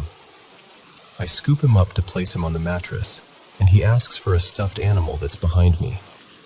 So I turn around, grab the stuffed animal, and when I turn back toward him, I swear to you, the phone is sitting right on top of the pillow, like it had been placed there on purpose. Not half hidden, not wedged in a corner, just on the pillow. I completely froze. My whole body went cold. I didn't even want to touch it. I just stared at it like it might move. Mateo, cheerful as can be, goes, "Mom, the phone, it's right there." And he reaches for it. And I, out of pure panic, blurted, "No, don't touch it." He looked at me like I was being dramatic, but I couldn't help it. It took me a minute or two to even process what I was seeing. Because how does something vanish for days?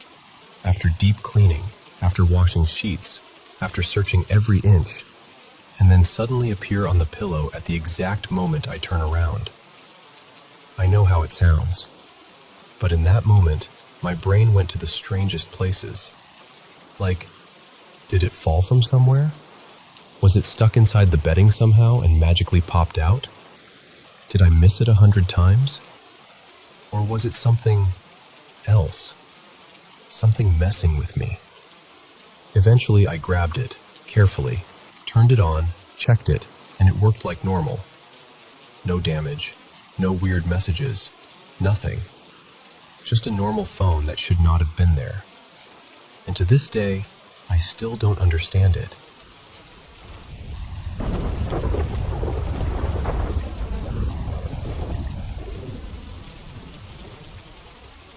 So, let me tell you about something that still makes my stomach tighten when I think about it. When I was a kid, we lived at my grandmother Nora's place, and I know how that sounds already, like some cozy little house with doilies and soup on the stove, but my grandma didn't live a quiet life at all. She worked nights, not as an employee, but as the owner of a small nightclub, the kind of place where all sorts of women came and went over the years. Different ages, different looks, different stories. The house itself was strange. It sat on this big piece of land, and the club was connected to it, but also kind of supported, like two lives stitched together with a thin seam. The upstairs rooms were where the women stayed. Our family space was below, and my bedroom was right under those rooms. And here's the detail you need to hold on to. The staircase leading up there was made of thick iron, heavy, loud. Every step on it had a sharp, unmistakable sound. On holidays or big family weekends, the women would all travel out to see their kids or relatives, and the upstairs would be completely empty. No music, no laughter, no doors opening and closing. Nothing. Except, it wasn't nothing, because at night, lying in bed, I'd hear it. Someone going up those iron stairs. Slow, deliberate. Like they weren't sneaking. They didn't have to. And the footsteps weren't flat either. They had that crisp, tapping rhythm, like heels, step after step, all the way up. Then the sound would move into the hallway above me, pacing past the doors, like someone doing rounds. Sometimes it would pause, then start again, crossing back the other way. It happened so often that I finally asked Grandma Nora straight out, "Who's up there?" And she'd look at me like I was making it up. She'd say, "Honey, there's nobody. Everyone's gone. The rooms are empty." But every night, it came back. Heels on iron. Footsteps in the hall. Like an invisible routine. One afternoon, I remember we were sitting at the table having a little snack. Tea and bread. The kind of quiet moment where the sun hits the corner of the room and you almost feel safe. And I asked her again, more stubborn this time.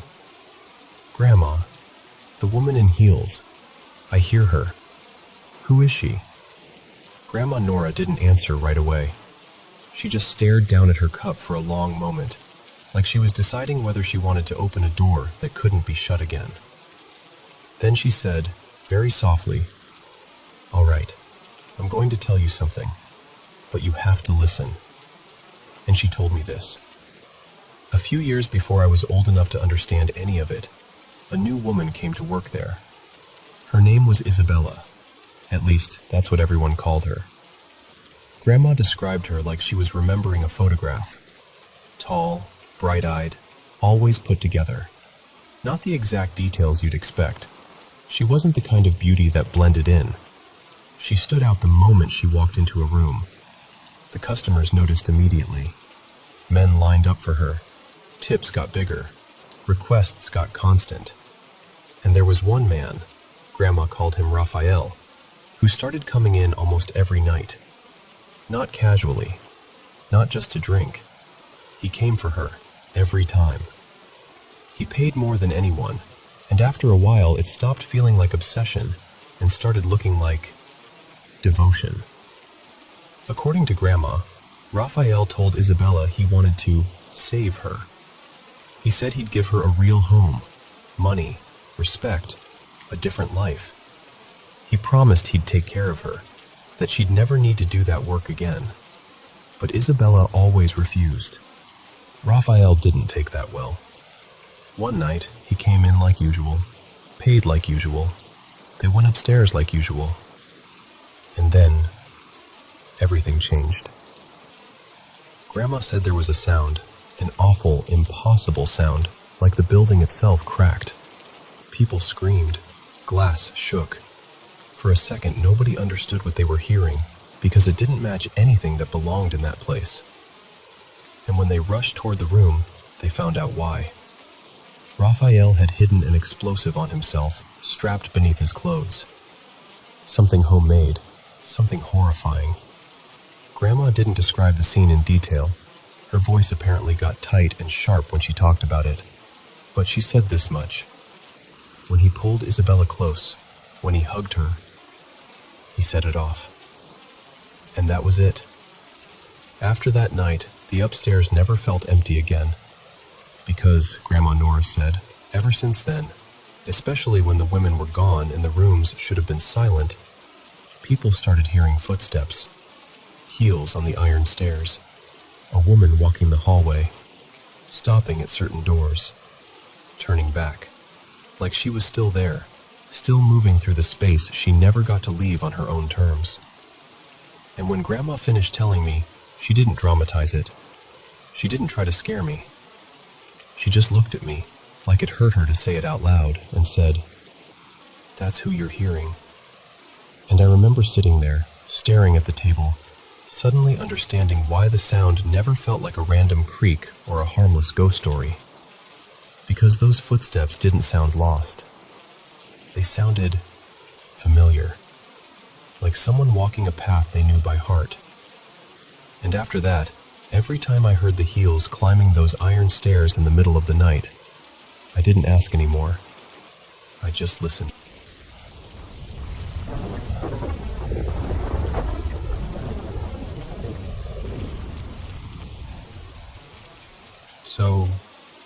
lost my dad about 6 years ago now, and ever since then I've been weirdly drawn to anything paranormal. Not in a let's play with spirits kind of way. More like, I've been trying to convince myself there has to be something after this. Because the idea that I might just never see him again? Yeah, I don't handle that thought very well. For a long time after he passed, both my mom and I had these moments that felt off. Like they could have been nothing, just grief doing what grief does. But they also didn't feel easy to explain away. My mom was the first one to tell me anything. She said that when she was alone in our old house, she felt like he was there. And I mean, she described it in such a specific way, like she could literally feel hands resting on her calves, and she'd get this rush of air through her hair, like a breeze, even though the windows were shut and everything was still. And honestly, I didn't believe her at first. I thought, okay, this is her coping. She's missing him. Her brain is trying to comfort her. That made sense to me. But then something happened that I still can't really put into a neat little logical explanation box. One night, my mom and I were sitting together on the couch. Our dog Milo, who was completely obsessed with my dad, was asleep on the rug. Milo had this represent ball with a tiny bell inside it, the kind you can stuff kibble into so it rolls around. And out of nowhere, it started moving. Not like a little wobble. It rolled across the floor, slowly but clearly, like someone had nudged it on purpose. It went all the way over until it bumped near Milo. Milo didn't even panic. He just lifted his head, stared for a second like, oh, okay, and then put his head right back down and went back to sleep. My mom and I just looked at each other like, did that seriously just happen? We both saw it. There was no one else in the room. No slope to the floor, no draft, nothing. And after my dad died, Milo changed in other ways too. He'd sit in front of my dad's old chair, like right in the exact spot my dad always used, and just stare upward, completely still. Not barking, not whining, just watching. Sometimes he'd do it for minutes, like he was looking at someone standing there. A year after that, we moved. New city, new house, totally different place. It wasn't even super old, maybe 30-ish years, but it had this layout that felt strange. Like every room had a door that led out to the backyard. Doors everywhere. And the house just didn't feel peaceful. I had trouble sleeping. I felt run down all the time. Part of me tried to blame something normal, like maybe there was mold, or the air was bad, or stress from moving was messing with me.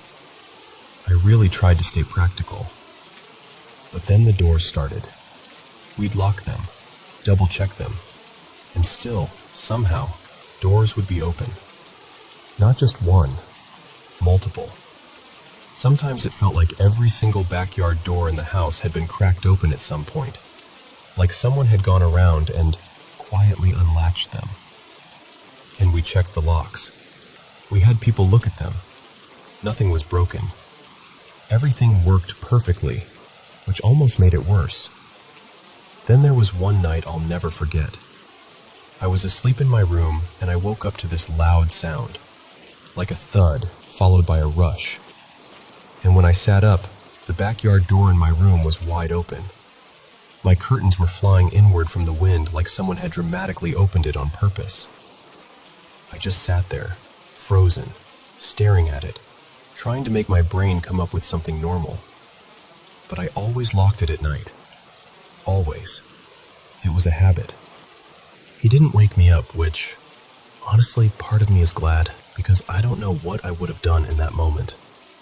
But I also don't know if I fully believe him. I mean, people get sleep paralysis. Brains do weird stuff at 3 a.m. Still, with the doors and the feeling in that house and everything from before, it's hard not to wonder if it's connected. And that's the thing I keep coming back to. I don't know if any of it was paranormal. I don't know if it was grief, stress, coincidence, old house weirdness, or something else entirely. But I do know that I miss my dad. And I do know that sometimes it feels like the world leaves little cracks where you can almost imagine someone you love is still close by. So I guess what I'm asking is, have you ever experienced anything like this? And if you have, do you think it's possible it could be a loved one visiting?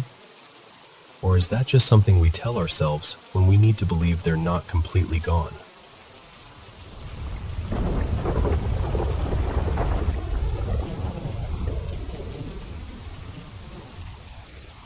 So, my dad has this thing.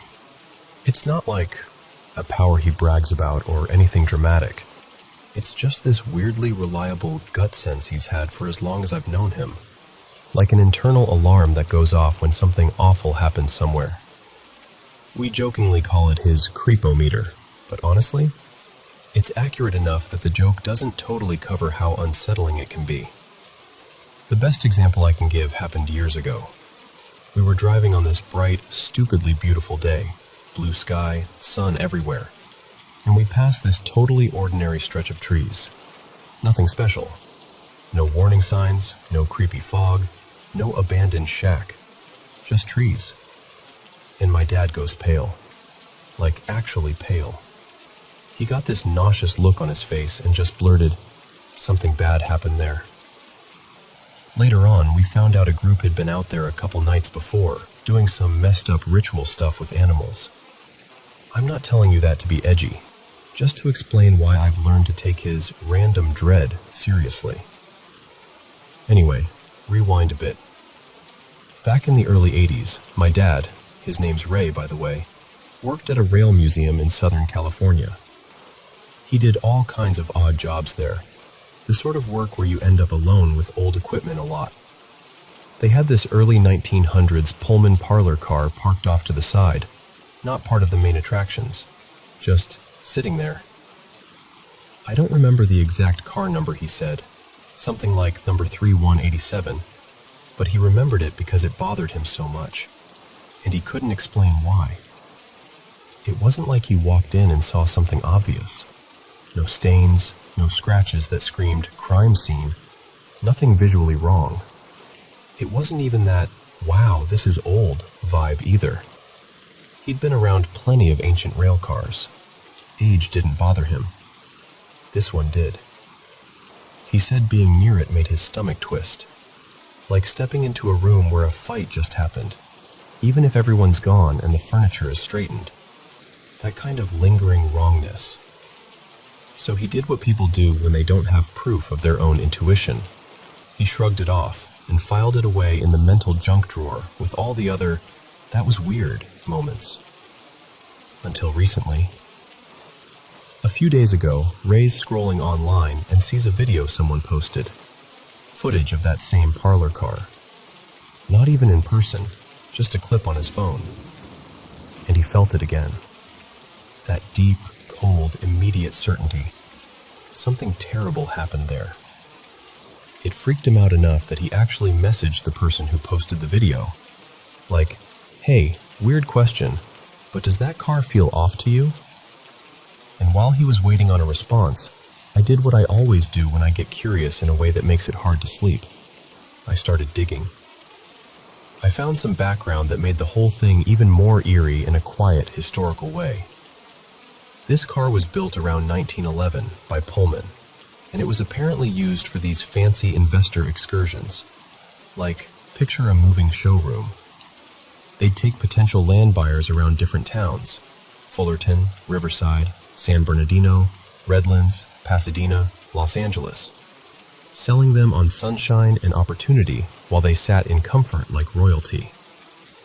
And the interior? Not just generic luxury. It had this really specific style, Mission Revival vibes. Beamed ceiling, heavy fabric on the walls like something you'd see in an old monastery. Swivel chairs, arched stained glass windows. It was divided into this main parlor space, dozens of seats, and a smaller smoking compartment that felt more private. Which brings me to what Ray always said he sensed. He never described it like ghosts exactly, More like motive. Like the air carried the memory of a very human kind of violence. He told me, if I had to guess, somebody got killed in there. Not an accident, something personal, or business. And my brain immediately went, of course it's business. Because what's scarier than a haunted train car?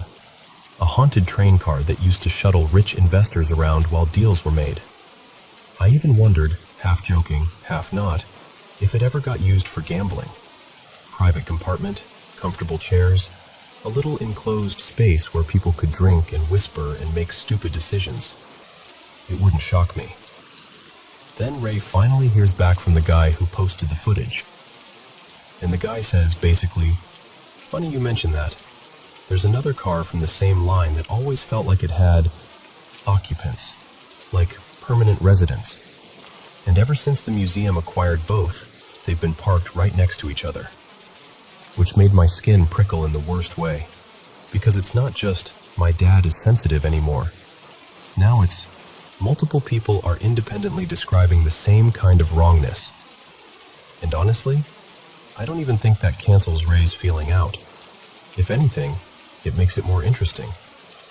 Because what if it's not one car? What if it's the pairing, the proximity? Like two bad stories parked side by side, feeding off each other. Or like one thing that happened on a line, or around a group of people, leaving a mark on more than one place. Ray still can't point to a specific event, and neither can I. But I'll tell you this. When someone can feel something through a video, something he first felt 40 years ago in person, and another person says, oh yeah, that one's always had residents, it stops sounding like a quirky family anecdote. It starts sounding like a question that deserves a real answer. And now I can't stop thinking about it. About this elegant, beautiful parlor car built to charm investors, and whatever it quietly carried with it all these years. Because some places don't need visible evidence to feel wrong. Sometimes the creepometer is enough.